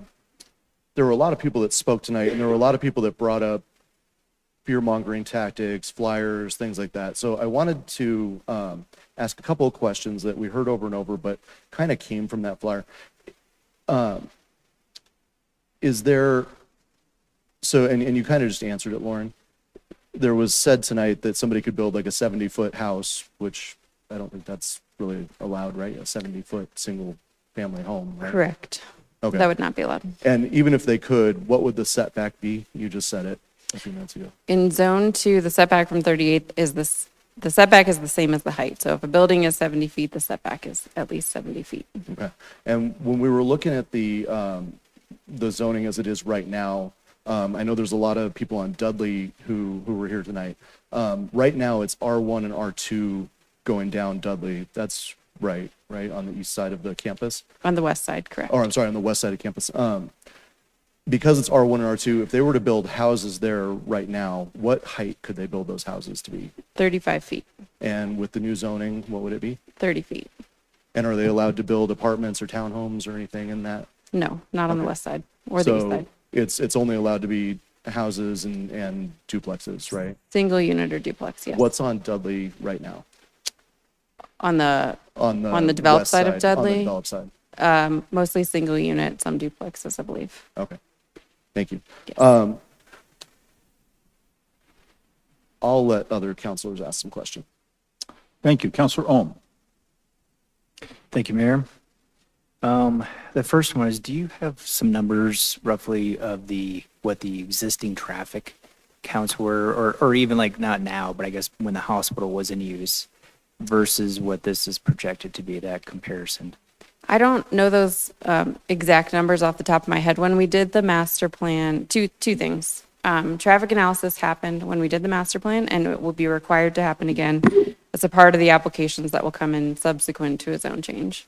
When we did the master plan, we were throwing a lot of different ideas about in terms of land use, so we kept that analysis pretty high level. And certainly now the traffic is lower because the hospital has left, but what that analysis told us a few years ago is that when the hospital was at its peak activity with shift changes and visitors, it would be very difficult to develop this site to exceed the traffic volume that we were seeing.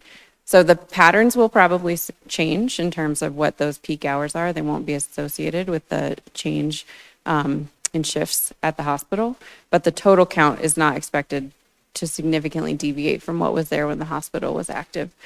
If the zoning is approved and the next step is a concept plan, a traffic impact analysis, sort of the most full-blown traffic study that you can get, it quantifies estimated trips based on land uses and where those trips are likely to go, and then what improvements are likely needed.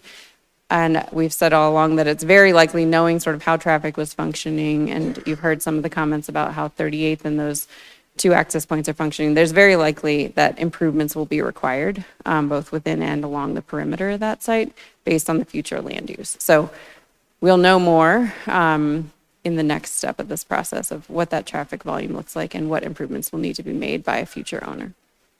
And then what about connectivity along 32nd? Generally where the Lutheran Parkway connects to the high school. I'm talking about specifically sidewalk connectivity, what we currently have and what might be proposed. Sure. So on the perimeter of the site, we'll be requiring sidewalks along the entirety of the campus. So that's on Dudley, 32nd, and any gaps that we might have elsewhere. We'd also like to see a connection, a safe connection across 32nd from the campus to Clear Creek, or sorry, Crown Hill, open space area.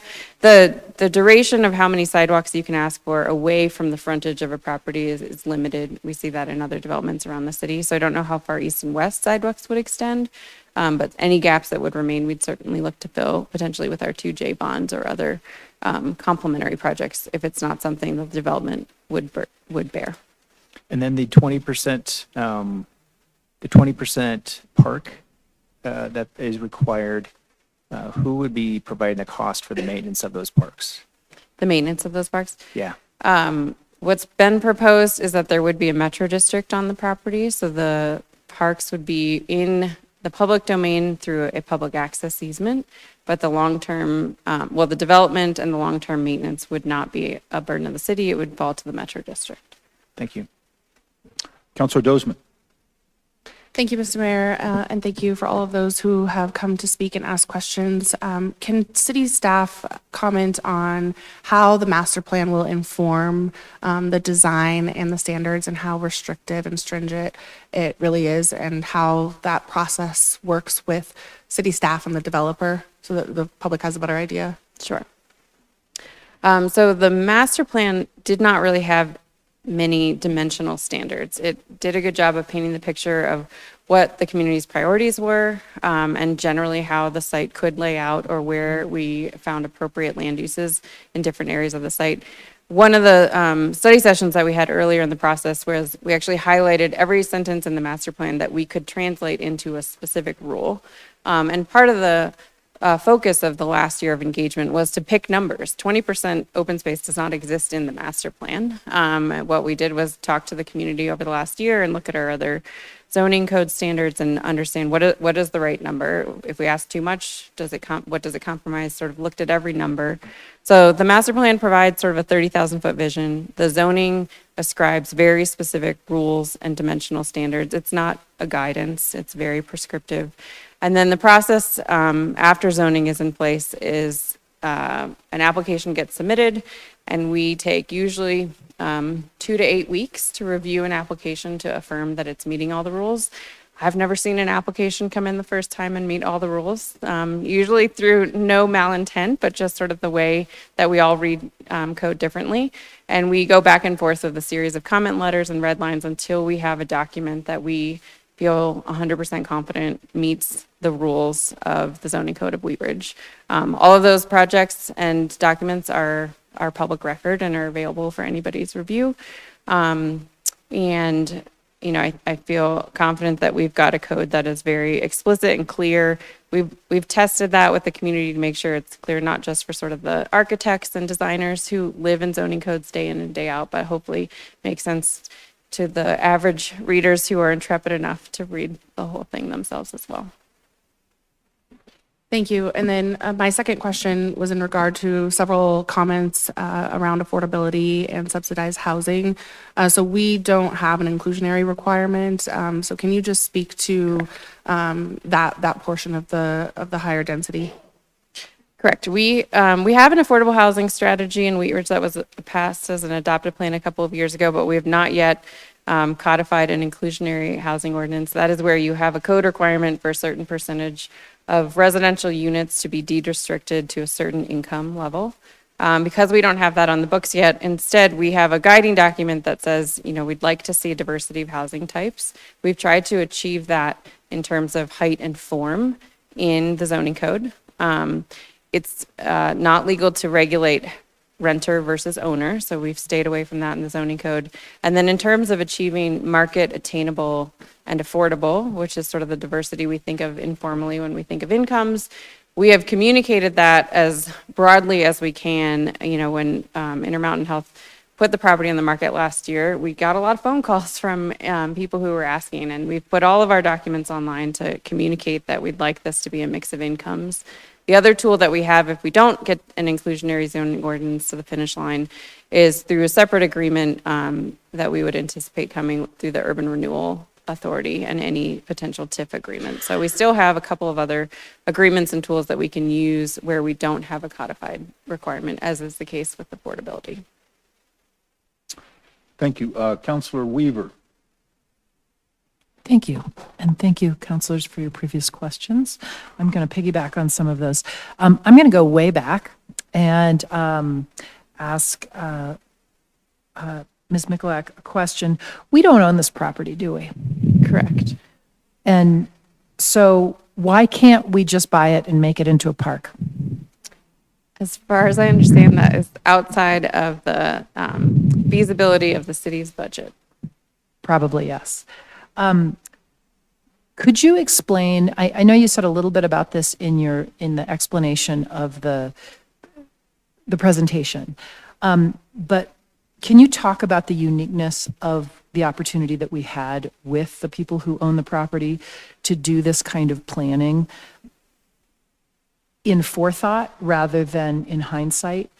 Could you just go over that? And then my second question to that is, could you also explain, with this large of a property that's 100 plus acres, why would we do a mixed zone type of situation?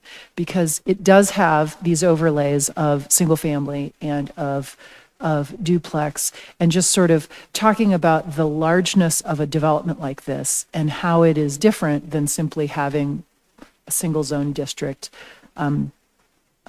Sorry, in 60 seconds. No, I'm teasing. Sure. So as I mentioned at the start of my presentation, I think if we go in our little time machine, it was a different hospital partner that was originally proposed to go to Clear Creek Crossing. City was not a part of those deals or real estate transaction, and what transpired is that SDL realized they have a campus that's over 100 years old, and they would like to invest in a new state-of-the-art hospital at Clear Creek Crossing. And naturally, when they were sort of under contract at Clear Creek Crossing, I think they were eager to go ahead and put 100 acres on the market so they could, crassly fund a new hospital. The problem at the time, through a series of conversations, is that, as you all know, it's zone planned hospital district. And if we played that tape forward, put a property on a market, this is what happens around Wheat Ridge every day in the phone calls that we get every day. You put a property on the market, somebody calls, says, what's the highest and best use? What is the city's vision?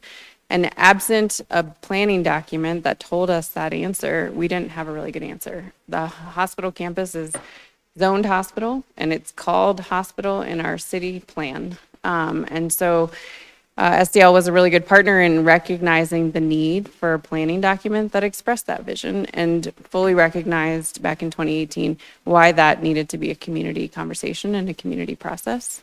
That was actually not in our budget or work plan. We deferred the 44th Avenue corridor plan to put Lutheran first in the queue. We didn't have it in the budget. SDL offered to pay for that project. It was $150,000 to manage a public process to create a master plan. We jointly selected the consultant team. And if you look at that cover page, our logos are the exact same size. So it was a true partnership from start to finish on that master plan effort. And, planning is important. I say this for the people who have heard me talk about zoning 101 or in our Wheat Ridge 101 classes. Almost any physical feature on private property in Wheat Ridge, you can explain through a sentence in a plan or a sentence in the zoning code.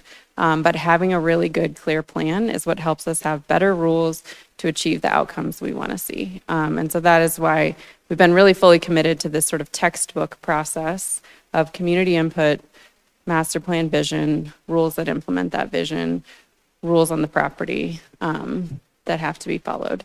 In terms of the mix of uses, I think a lot of that came out of the planning process because we heard such a variety of things that people wanted. And fortunately, 100 acres is about the size of 10 to 12 city blocks. And you can go in some areas of Wheat Ridge and find some homogeneous 10 to 12 city blocks, but in many of our 10 to 12 city blocks, you'd find a mix of uses, and not surprisingly, the same desire came up on a campus of this size, which is an incredible, rare opportunity to have something of that size in the middle of Wheat Ridge. So I would say that the diversity and the desire for the mixed use that you see in the zoning and the master plan is really a feature of what the community asked for. And what we tried to do through that process is put those different puzzle pieces in a logical location and order so that they could be compatible with the infill that is around them. Yeah, thanks for that explanation. I appreciate it.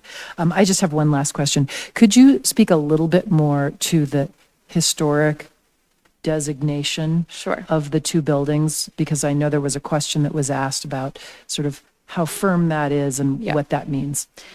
Yes, Ms. Nance accurately represented that. So none of the structures on the campus are on the National Register or the State Register of Historic Places.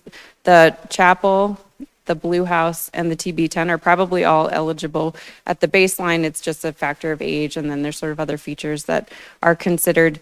Absent that, those structures being on the register, what we've classified them in the master plan and in the zoning document is, I think the term we used was historically significant. There are certain words you can and can't use according to the National Park Service.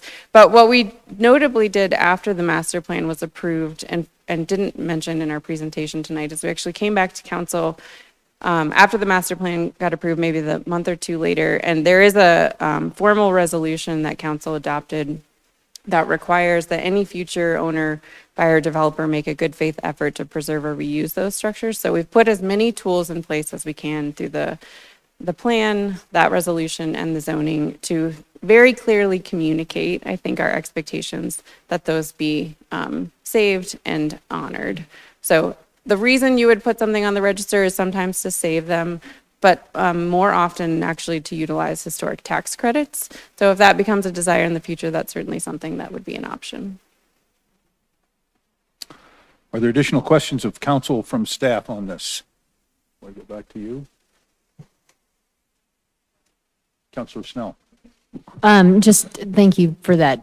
I was going to ask about historic stuff too. No, you didn't know.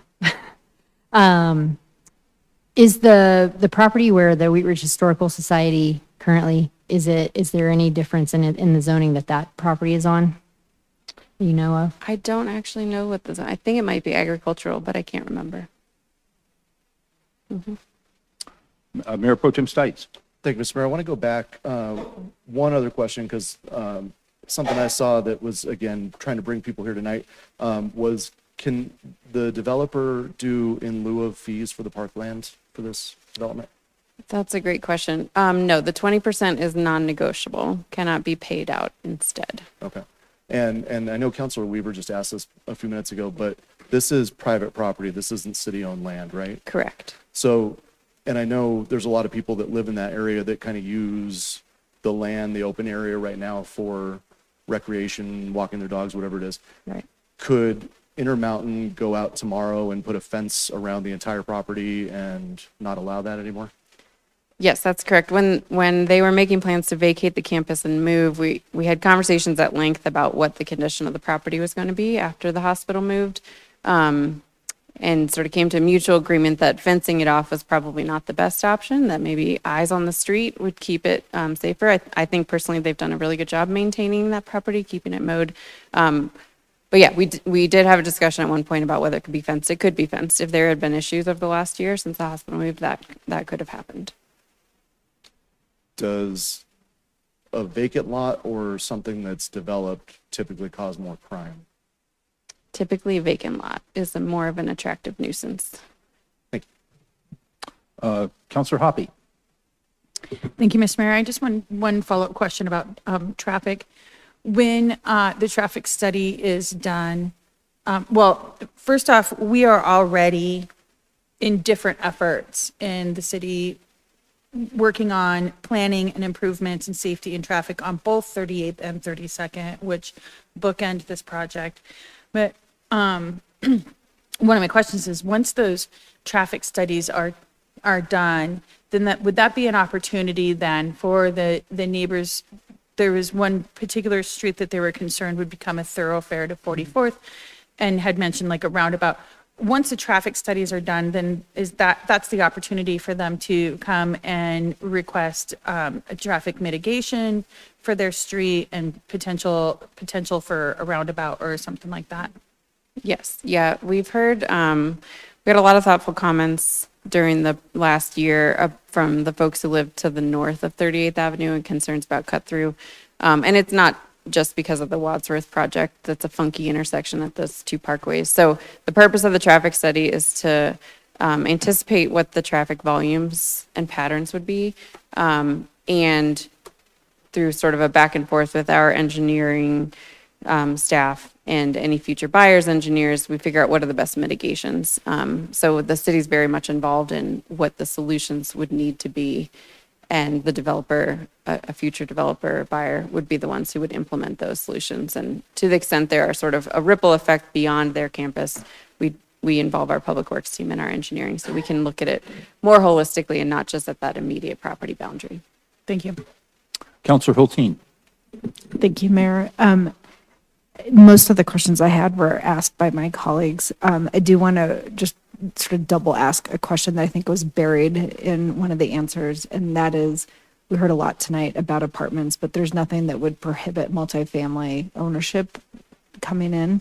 I realize right now our current state statute makes that like unlikely. Hopefully that's changing with this legislative session. But just to clarify, it's not mandated rentals. It could be for ownership properties that could come in. That's correct. Anytime we use the term multi-unit residential in the zoning code, in this zone district or others, that could include apartments or condominiums or a similar ownership product. Okay, great. And then I just want to confirm that nothing that's been done either through this process or through the ballot initiative last fall that was supported changed the density that's in our charter. Is that correct? So this property is consistent with the density restrictions that we have throughout the city per our charter. That's correct. There was no change. Okay. And in order to change those on this property, it would require a change to our charter. Yes, through another vote. Great. Thank you. Thank you. Before I close the public hearing and ask for a motion, are there any further questions of council on this project? I'm going to close the public hearing, and Councilor Weaver, may I have a motion on agenda item number 1? Thank you, Mayor.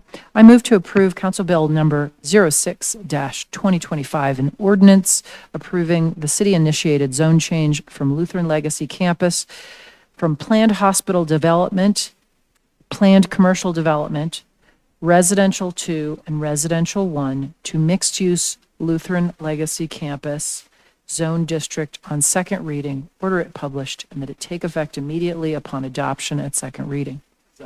We have a motion and a second by Mayor Pro Tem Stites. Is there a discussion on the motion? Councilor Hoppy. Thank you, Mr. Mayor. We've had a lot of discussion tonight, or I guess a lot of listening. But one thing I just want to remind our community is the reason why we went with the legislative rezone on this property was so that the community could be involved. If we were waiting for a developer to buy the property and then come and ask for a rezone, then as council members, it would be quasi-judicial. We would not be allowed to have these conversations. We would not be allowed to engage the community in what they would like to see on that property. And so I just want to just really be clear that 22 public meetings and several stories in print and television media, rounds of polling, citywide postcard mailings, and the launch of a website with 13,000 visits in the last year is not us doing something in a silo. It is not us being paid off or doing it in back rooms. It absolutely is not. And we did that on purpose. We did it so the community could be involved. And so that there gives us the credibility. Wheat Ridge is a patchwork quilt. We are a place of places. We have many places that all look different. 29th Avenue is different than Ward Road. And they're on opposite corners of our community. This is going to be a place within our place of places. It's going to be a piece of our unique community with a unique piece in our patchwork quilt. And for that reason, I'll be voting yes. Thank you, Councilor Ohm. Thank you, Mayor. I want to first thank staff for having the foresight to really think ahead about, like, put the brakes on, thoughtfully thinking, like, what do we need to do to move this forward? So thank you, Director Mikulak and your team for bringing it this far. I definitely wanted to thank all the public, everybody that's, attended here, and for or against it.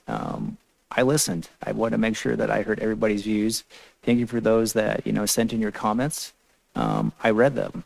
And those that were, attended virtually, I listened to them too. And I know there's a lot of fear out there. I've heard those fears. I've heard the fears about, the property values. I've heard the fears about the traffic. But I also understand that, as we look at this rezoning, that, some of those fears will be alleviated. If this property was to be developed in piece by piece, the construction times, would take so long, and it would just be so draining on everybody that this really looks like something that's going to have a lot of diversity.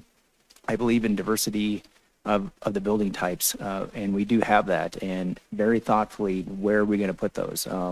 I couldn't be in more full agreement of, having the proposed residential next to the existing residential. So I want to thank everybody and having listened to everything, having had a lot of meetings, a lot of public input, I will be supporting this and voting yes. Thank you. Mayor Pro Tem Stites. Thank you, Mr. Mayor. I'll echo my colleagues' sentiments so far. I grew up on Allison Court the first 4 years of my life, which is backs up to this property. My grandmother and grandfather lived on Zephyr, along with several of the neighbors that are here. My mom lives across the street, and as does a couple of family members that are close. They live kind of by Wilmore Davis in the area right across the street from here. Having said that, it would be great if this was still a hospital forever. The next 120 years, it could be what it was, but that's not an option. That option went out the door 5 years ago. And, I want to be sympathetic, especially to the people who are going to live near this, because this is going to affect you the most. We heard from people all over the city tonight, but the people who live on Dudley, Zephyr, Cody, everywhere around there that I'm missing Estes, 32nd, 38th, this is going to affect you the most, but it's going to affect you no matter what the zoning change is. Or if nothing happens tonight. We heard Director Mikulak talk about a few minutes ago the crime that can happen, whatever happens with it, if it just stays a vacant lot. And again, if Intermountain sees that crime is happening there, people are going in stealing the copper out of the existing buildings, they're going to put fences up, which unfortunately is probably going to bring more crime.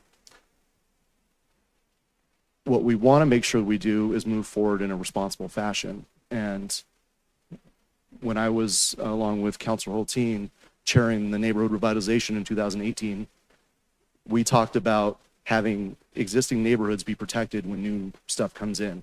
We're not talking about putting apartment buildings and high density housing next to R1, R2 housing right now. We're talking about putting in low density single family duplexes where there's already low density single family duplexes and working into a new neighborhood. So this is really important that we kind of establish that, because this is a new neighborhood. This isn't moving into what's already existing. What's already existing is being protected and buffered, and we're moving into what's new. This gives us opportunities. We heard tonight about existing empty businesses all around 38th, 44th. We've got them all over the place. We don't want to put a whole lot of new retail in there. I think there's only about 40,000 square feet going in, and that's just neighborhood retail. That's small coffee shops, things like that.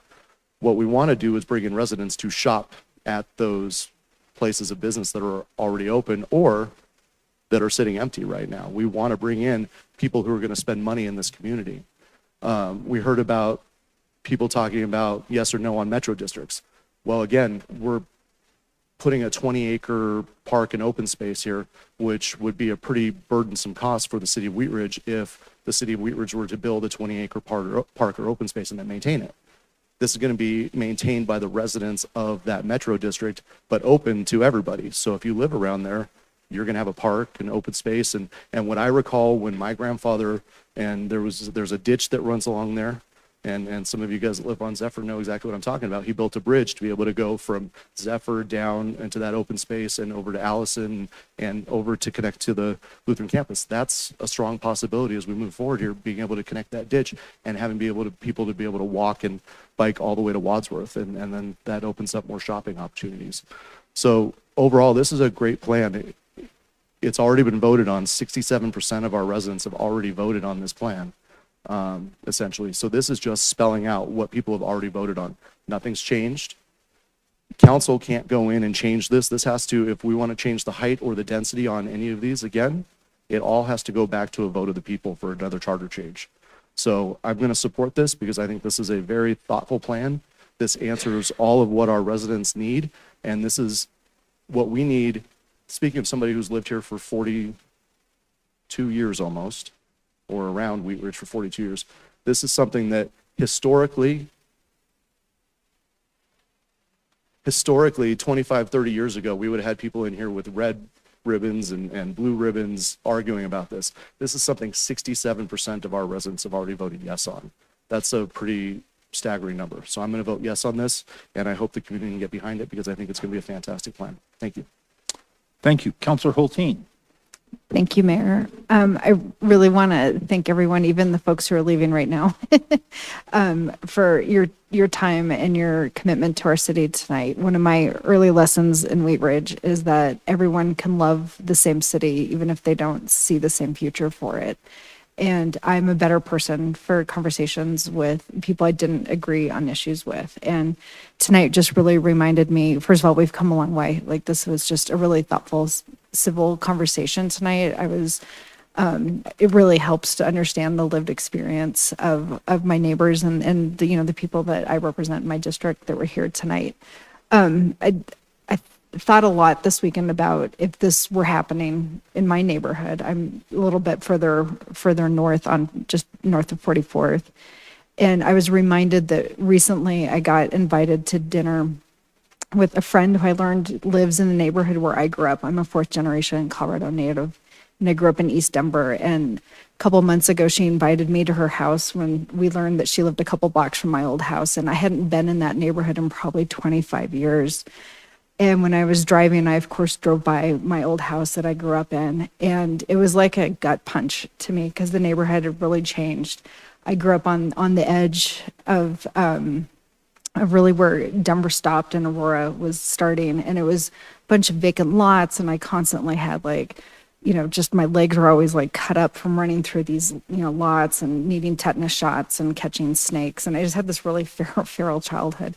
And when I drove and I saw that those vacant lots were gone, I felt it because not that I didn't like what was there, but I felt robbed. I felt like the kids who were living in that neighborhood didn't have the wild childhood that I had, which is probably good for their parents' insurance deductibles. But I felt that, and I was thinking about this weekend. For anyone who's lived in a community for a long time, there's a deep sense of attachment that comes with it, and I feel it.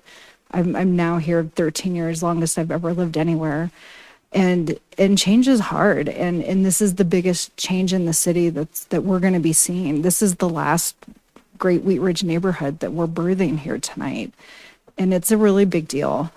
And so I want to be thoughtful in that, that change is hard, even if it's the change you want. The gentleman who's I'm going to hear every nail, construction's hard when it goes on for a long time. So I just want to share, when we as a whole city and community gather in the hallowed grounds of our council chambers to talk about this, it's a really important conversation. But we heard a whole spectrum of perspectives, but like my colleagues have said, we have done a very extensive, thoughtful, engaged with our whole community. And we heard on the ballot initiative last fall that, 2/3 of our city supports bringing that density into the center of this new neighborhood we're birthing tonight, instead of bringing it onto the corridors where it would be immediately facing, our existing neighbors. So I think what we have tonight really is reflecting that thoughtful feedback. We're doing everything we can to preserve the historic features. We are going above and beyond in the open space, which I think is a deeply felt Wheat Ridge value. So this is the last neighborhood that really represents the next 50 years of our community. And what's going to make it great is us. And that's us on the dais. It's our city staff. It's you as neighbors. And how we engage with that and how we are stewards of it is the work ahead of us. And we're accountable up here on this dais as long as we're still elected. Some of us won't be here long. So I'm confident and comfortable supporting it. But I also know the conversation doesn't end tonight. So I just really want to thank everyone. And this is a historic night, I think, in the city of Wheat Ridge. And those nails are going to fly, but probably not for a while. So I will be supporting this. Thank you. Thank you. Councillor Weaver. It's always so hard to go after Counselor Hulteen because she's such an eloquent speaker. I will not be as eloquent, but I'll try.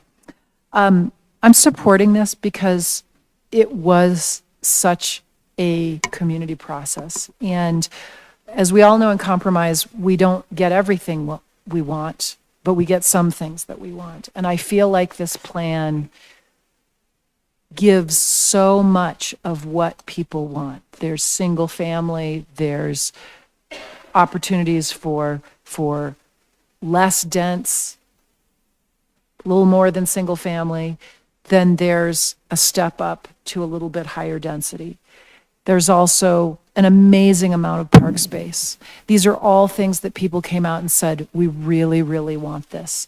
And to echo another council member's, 20% is just an amazing number when it comes to park space in 100 acres. So in 100 acres, that's 20 acres. It's bigger than the farm I live on, which is quite big. So that's a lot of space. And then lastly, we're also trying to save these historic places that many of you have come out and spoken for. And I just feel like I'm really proud of being part of this process. And I'm really proud of what this zoning code has become. So that's why I will be supporting it. And the other thing that I wanted everyone to remember, because we've heard so many wonderful voices tonight, and like Councillor Hulteen, I really, really appreciate hearing the diversity of voices.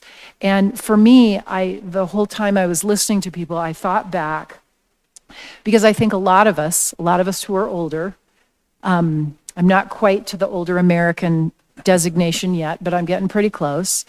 When we came to Wheat Ridge not only because it was this really quaint, farm-like, rural community, but it was also affordable. And you probably got a steal on your house. I know I did. And I was able to buy a farm, which was my dream.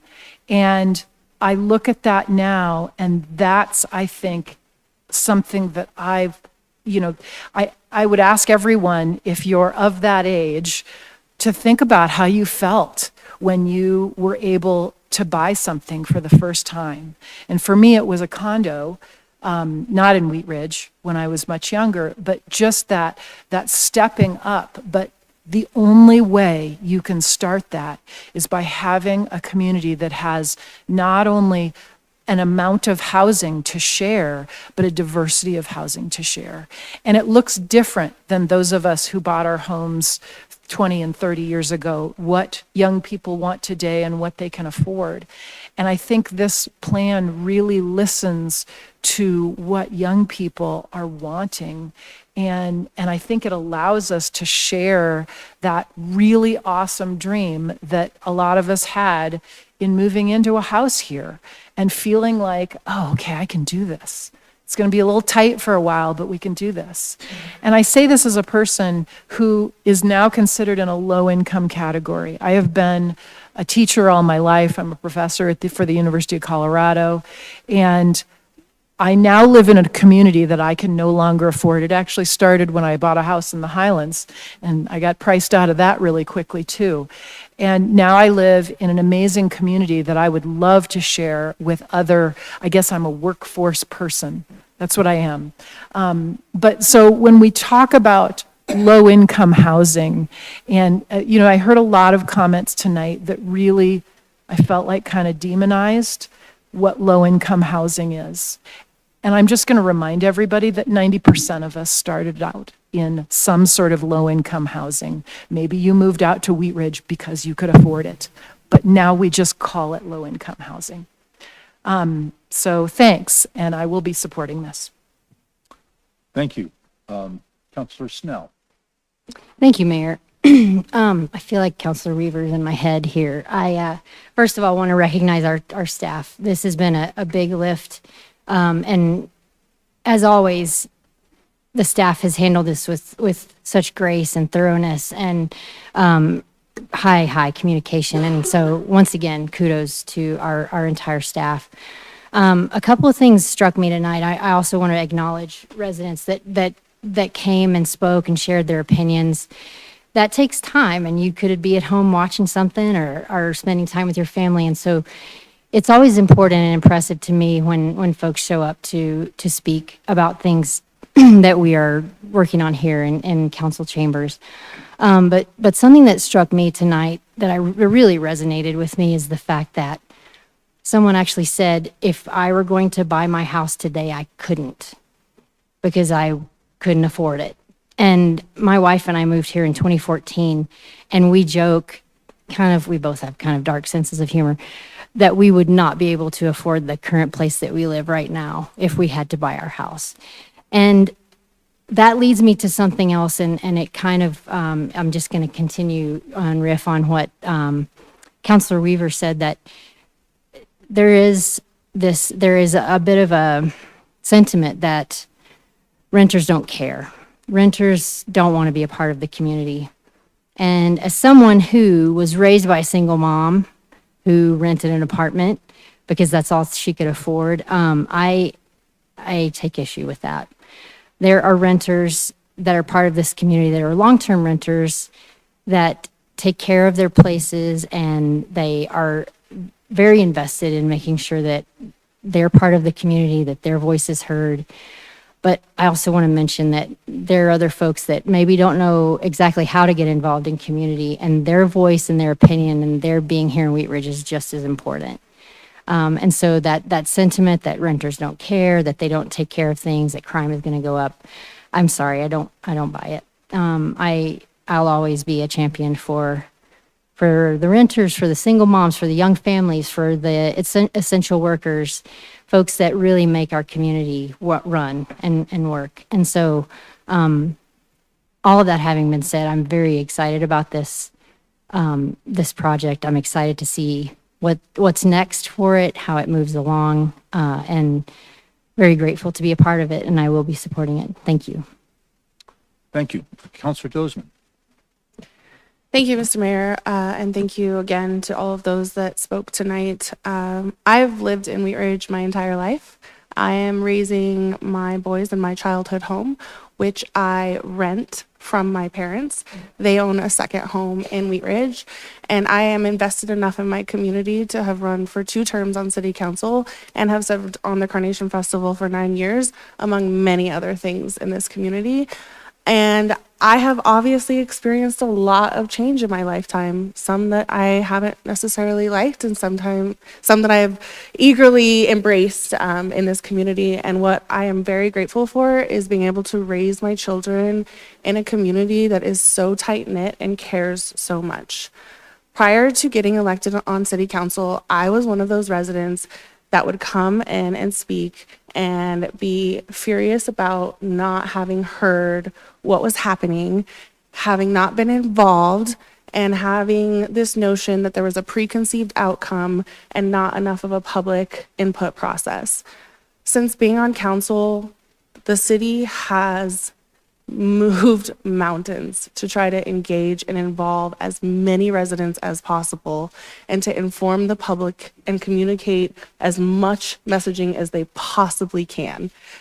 At some point, the onus has to be us as a resident in this community who wants to be involved and engaged and be an agent of that change. This project has been a culmination of over 5 years, 4 of which has been a robust public input process in partnership and paid for by SCL. And it has been an incredible experience to be able to witness how many people care about what this community will look like in the generations to come, and that my children may have the opportunity to continue to live in this community. If I'm lucky enough to be able to purchase my parents' home or inherit my home, I'll be able to continue to live in Wheat Ridge, which is of course my hope, but there's no way that anyone in my generation will be able to afford a home in Wheat Ridge. Like, that is not the American dream for my generation. And I will say I've also been quite apprehensive about high density housing.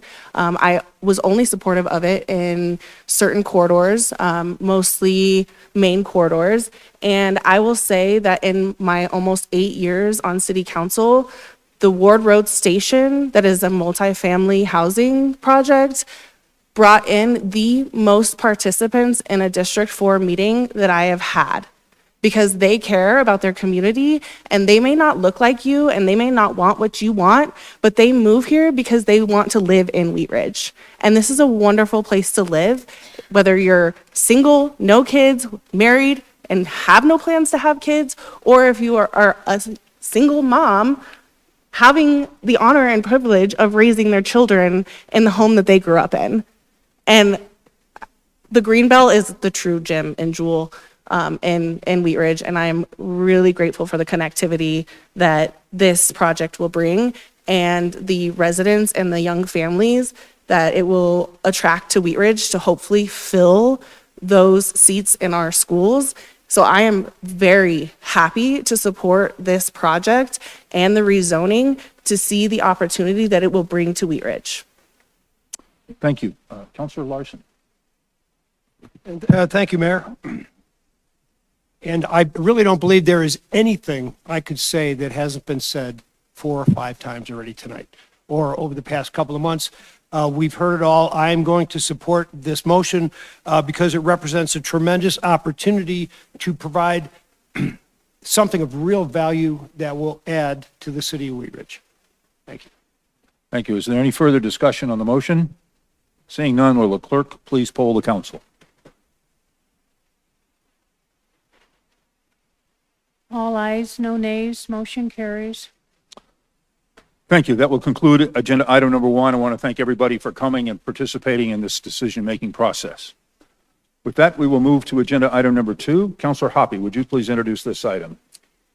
Thank you, Mr. Mayor. At 9:55 PM, item number 2, Council Bill number 072025, an ordinance amending the Wheat Ridge Code of Laws concerning membership of the Urban Renewal Authority on first reading. In 2015, the Colorado Legislature passed House Bill 15-1348, amending the Urban Renewal Statute requiring certain processes occur upon the adoption of a new plan area or a substantial modification to an existing plan.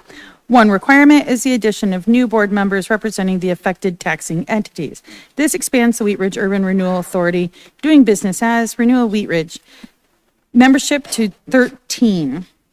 This ordinance will amend the current code section in the Wheat Ridge Code of Laws to provide for the new members. Thank you. This is an ordinance on first reading to set the date, time, and location for a public hearing. It is not quasi-judicial. May I have a motion on this item? Thank you, Mr. Mayor. I move to approve Council Bill number 07-2025, an ordinance amending the Wheat Ridge Code of Laws concerning membership of the Urban Renewal Authority on first reading. Order it published, the public hearing set for Monday, May 12th, 2025 at 6:30 PM as a virtual meeting and in City Council chambers, and that it take effect immediately. We have a motion and a second by Councilor Ohm. Will the clerk please poll the council?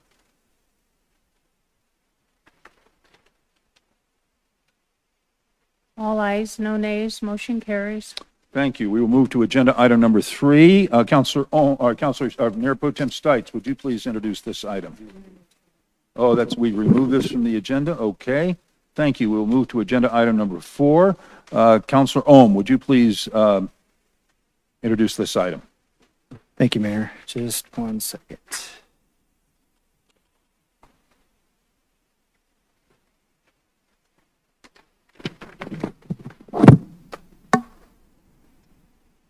Council Bill 09-2025, an ordinance amending Section 26-646 of the Wheat Ridge Code of Laws regarding accessory dwelling units and making conforming amendments therewith.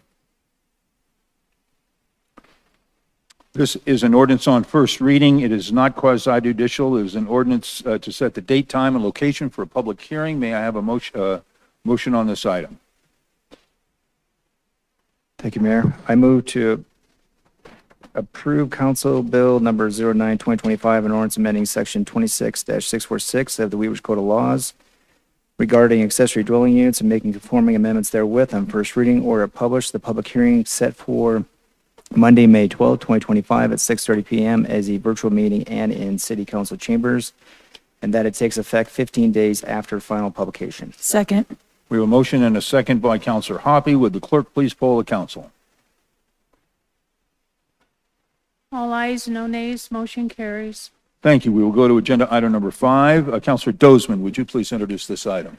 Yes, thank you, Mr. Mayor. An ordinance amending Chapter 26 of the Wheat Ridge Code of Laws regarding residential occupancy limits and making conforming amendments therewith.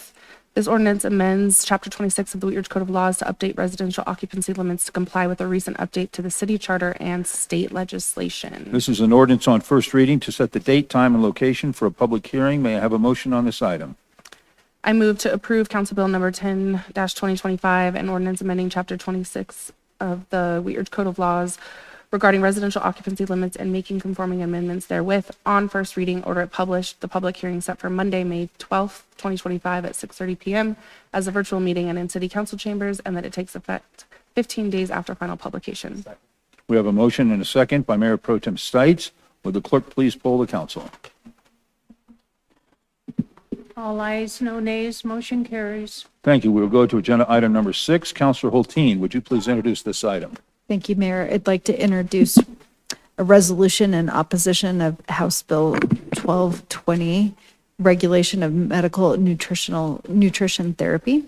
At issue, the Legislative Committee recommends that the City Council adopt a resolution in opposition of HB 25-1220, regulation of medical nutrition therapy. Thank you. This will be a resolution of the council. It is not quasi-judicial. I would like to recognize Councilor Hulteen, who is the chair of the Legislative Committee of this council. Thank you, Mayor. I will be super brief. This is one of 3 resolutions tonight of bills that our committee has decided to take position on. This one in particular was really targeting our grocery stores. Between Sprouts and Natural Grocers and other grocery stores, we have a lot of natural supplements that are part of our vibrant tax basis, and we feel like this bill would be a direct threat to our business community. So we are taking a position to it. I have no members of the public that have signed up to speak on this, so I'll open this up to questions from council. Are there questions of council of Councilor Hulteen? Hearing none, may I have a motion on this item? Yes, I move to approve Resolution 23-2025, a resolution in opposition of House Bill 25-1220, regulation of medical nutrition therapy. We have a motion and a second by Councilor Ohm. Is there any discussion on the motion? Seeing none, will the clerk please poll the council? All ayes, no nays, motion carries. Thank you. We'll go to agenda item number 7. Councilor Larson, would you please introduce this item? Yes, thank you, Mayor.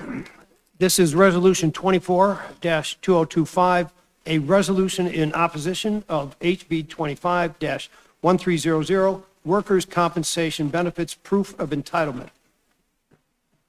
Thank you. This will be a resolution of the council. It is not quasi-judicial. I would like to recognize Councilor Larson as the vice chair of the Legislative Committee of the council. Thank you, Mayor. The Legislative Affairs Committee recommends approval of Resolution Number 24, Council's opposition to House Bill 25-1300, Under the title, Workers' Compensation Benefits Proof of Entitlement, this bill interferes with the timely and appropriate medical care available for workers injured on the job without any real-world justification. The City of Wheat Ridge remains firmly committed to protecting the health, safety, and well-being of its employees. Data provided by the city's insurance company shows medical treatment provided for injured workers is effective. The data shows high levels of satisfaction with medical treatments under the current system, and it shows that medical treatment requests by injured workers are granted more than 9 out of 10 times. HB 1300 greatly restricts the ability of an employer, including the City of Wheat Ridge, to recommend medical treatment that is local and appropriate to the injury. This bill adds delays to medical treatment, and it unnecessarily complicates the treatment process for an injured worker. HB 1300 increases the risk of medical complications brought on by delayed treatment, opens the door to potential fraud, and immediately adds 2.5% to the cost of insurance premiums for the city. This bill passed out of the House on April 14th and is currently in the Senate, with a second reading vote scheduled for this week. The Legislative Affairs Committee and staff are prepared to contact members of the Senate and Governor's Office to express our concerns.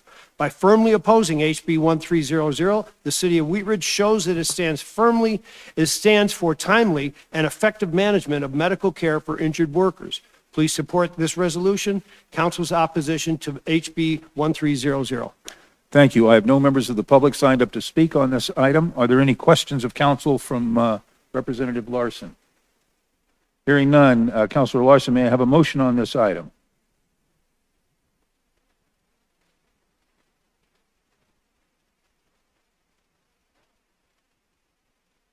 Thank you, Mayor. I move to approve Resolution 24-2025, a resolution in opposition to HB 25-1300, workers' compensation benefits, proof of entitlement.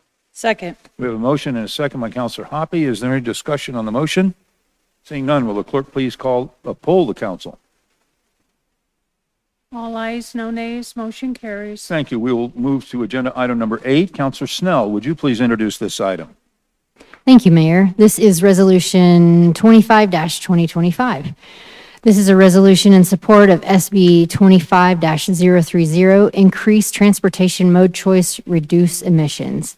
At issue, the Legislative Committee recommends that the City Council adopt a resolution in support of SB 25-030, Increase Transportation Mode Choice, Reduce Emissions. Thank you. This will be a resolution of the council. It is not quasi-judicial. I'd like to recognize Councilor Hulteen, the chair of the Legislative Committee of the council, to speak on this item. Thank you. I am excited to ask for support of this bill. This is a bill that really reflects what we're hearing from our community, which is wanting to better understand how people can get around walking and biking. This bill initially had asked the city to come up with its own plan and submit it.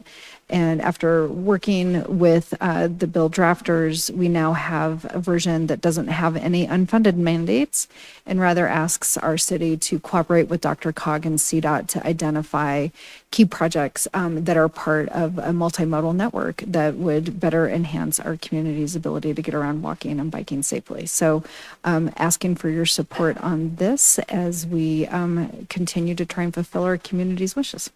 Thank you. I have no members of the public that have signed up to speak on this, so I'll go to questions of council for Councilor Hulteen.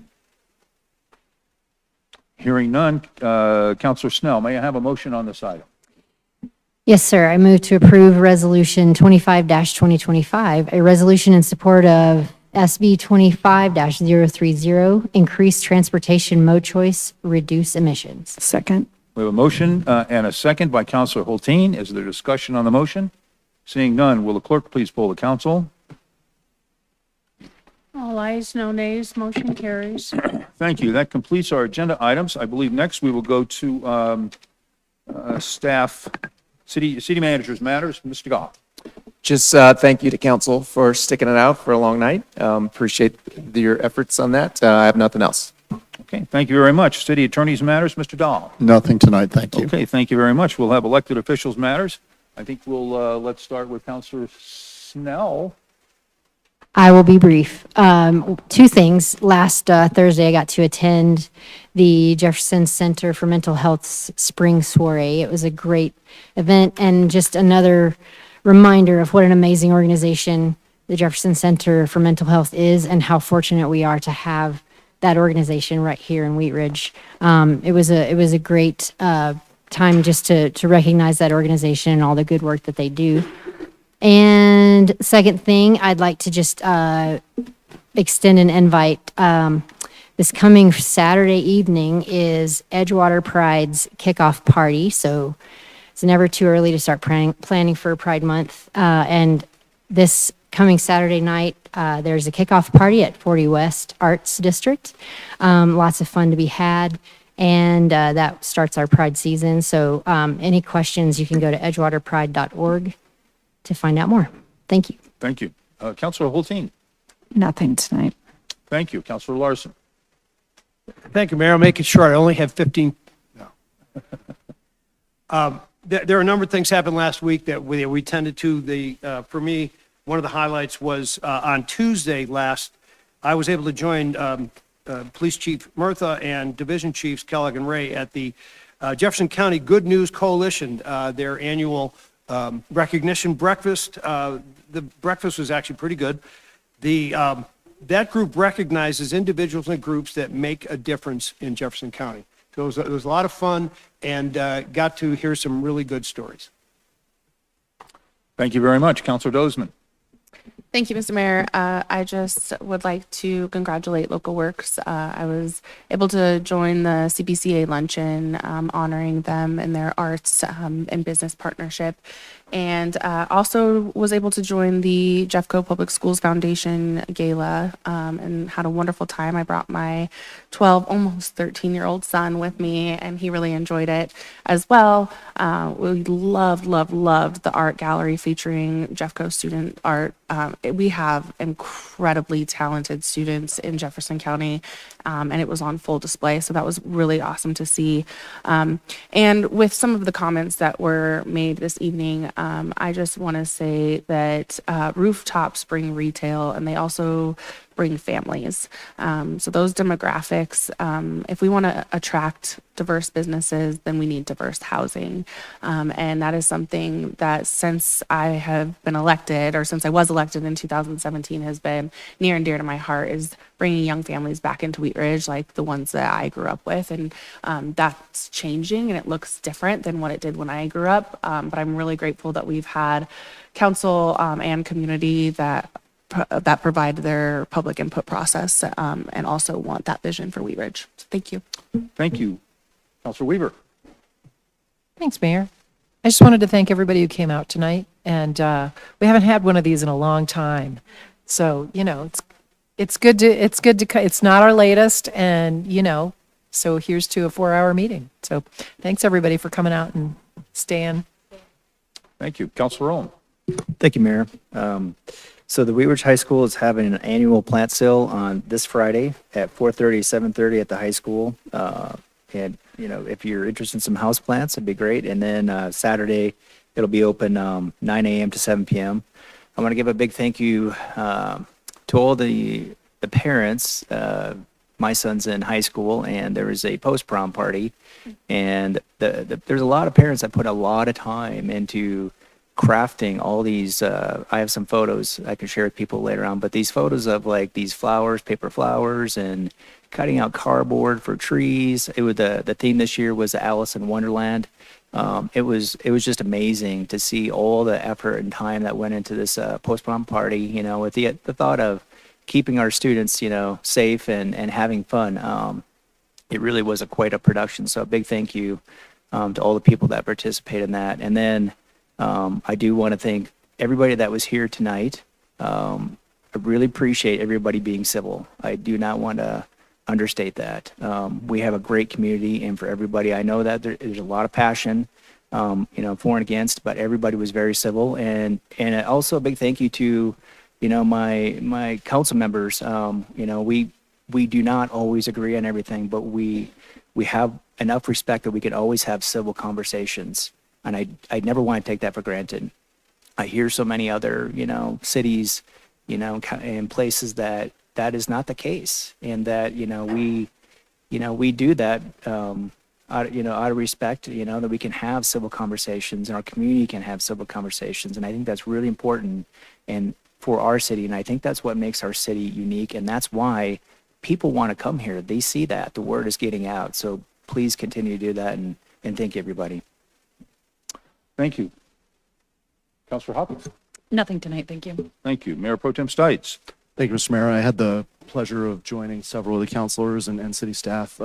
Deputy City Manager Scheck serves on the Jefferson County Jefferson County Schools Foundation, and had us at the gala last week. It was fantastic. And as Councilor Dozman said, the artwork is just phenomenal. We were in DC a couple weeks ago going through some of the museums there.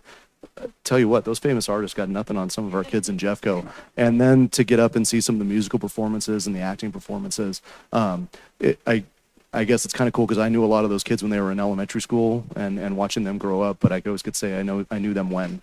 And I was actually watching a TV show, I think it's called Happy Face on Paramount Plus this weekend, which has one of our famous Wheat Ridge High School alumni, Annalie Ashford, is the main actress in it. And these kids have some high shoes to fill now. She's pretty famous, so pretty cool to see. But while we're talking about Jeffco closed 3 of our Wheat Ridge schools a couple years ago, and we're talking tonight about adding houses and I think it's important that we continue to feed that. We talk about the empty retail spaces, we talk about the empty schools, and having a population that can use those is incredibly important and something that we need to continue to support here in Wheat Ridge. I mentioned 30 years ago what kind of a bloody mess tonight would have been in this community. There would have been people with different colored ribbons. We would have had city councilors yelling at each other. We would have had punching potentially, yes. Thank you, Mr. Mayor, for not punching the guy next to you. Appreciate it. But we've come a long way, and I'm just proud to be on a council that has kind of helped our community get to that point.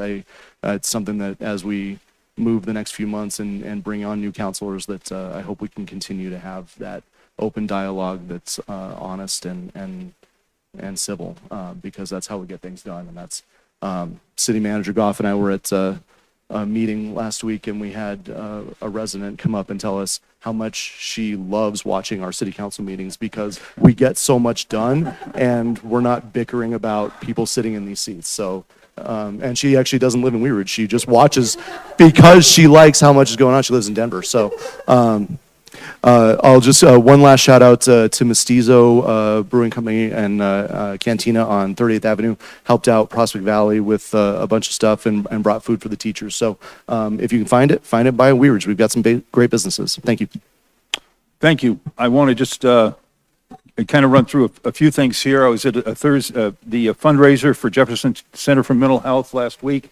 Great event, great organization, great to have them in our community.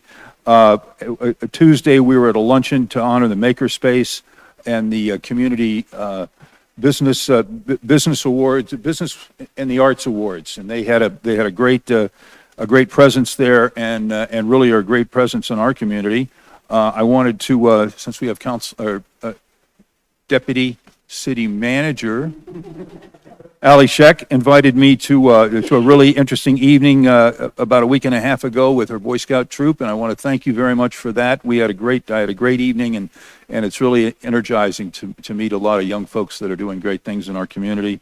I attended a briefing about a week and a half ago with at Lutheran Medical Center with the president there. Really great to get to know more of the activities they have going on in our community. What a great partner that we have in those folks here. Also, last week I met with the mayors and city managers of Arvada, Golden, Lakewood, and Wheat Ridge. We got together over lunch to talk about homelessness issues. We've got challenges in our communities, and we're trying to provide a common thread and a common approach to that. So we had some really good discussions there, and I want to thank all the managers and the public officials that did that. And then I was at a Mile High Flood District Board of Directors meeting last week, and the Flood District has agreed to purchase on our behalf a property about 5 acres on the Clear Creek at about 41st and Kipling, that we've got some properties to take care of there, but that will be a great amenity for our city, and we have a long runway, and Councilor Dozeman said tonight what a great amenity having Clear Creek in our community is, and so I'm excited about that. I want to close with thanking everybody that came to council chambers tonight. It was a very respectful discussion. We had a lot of good information passed back and forth, and a lot of heartfelt feelings that were expressed out there. And I think you make better decisions when you have more input and people that are really coming and talking with you. And I hope we always continue to keep our citizens engaged and keep them coming and talking. So thank you very much. If you were able to join us here live, if you joined us online, or if you're just sort of watching on the television, we think it's a great show, but you guys will know out there. So if there's no more business to come before us tonight, we will stand adjourned, and we are back here next week. All right. Go home safely. Thank you all very much. We're adjourned.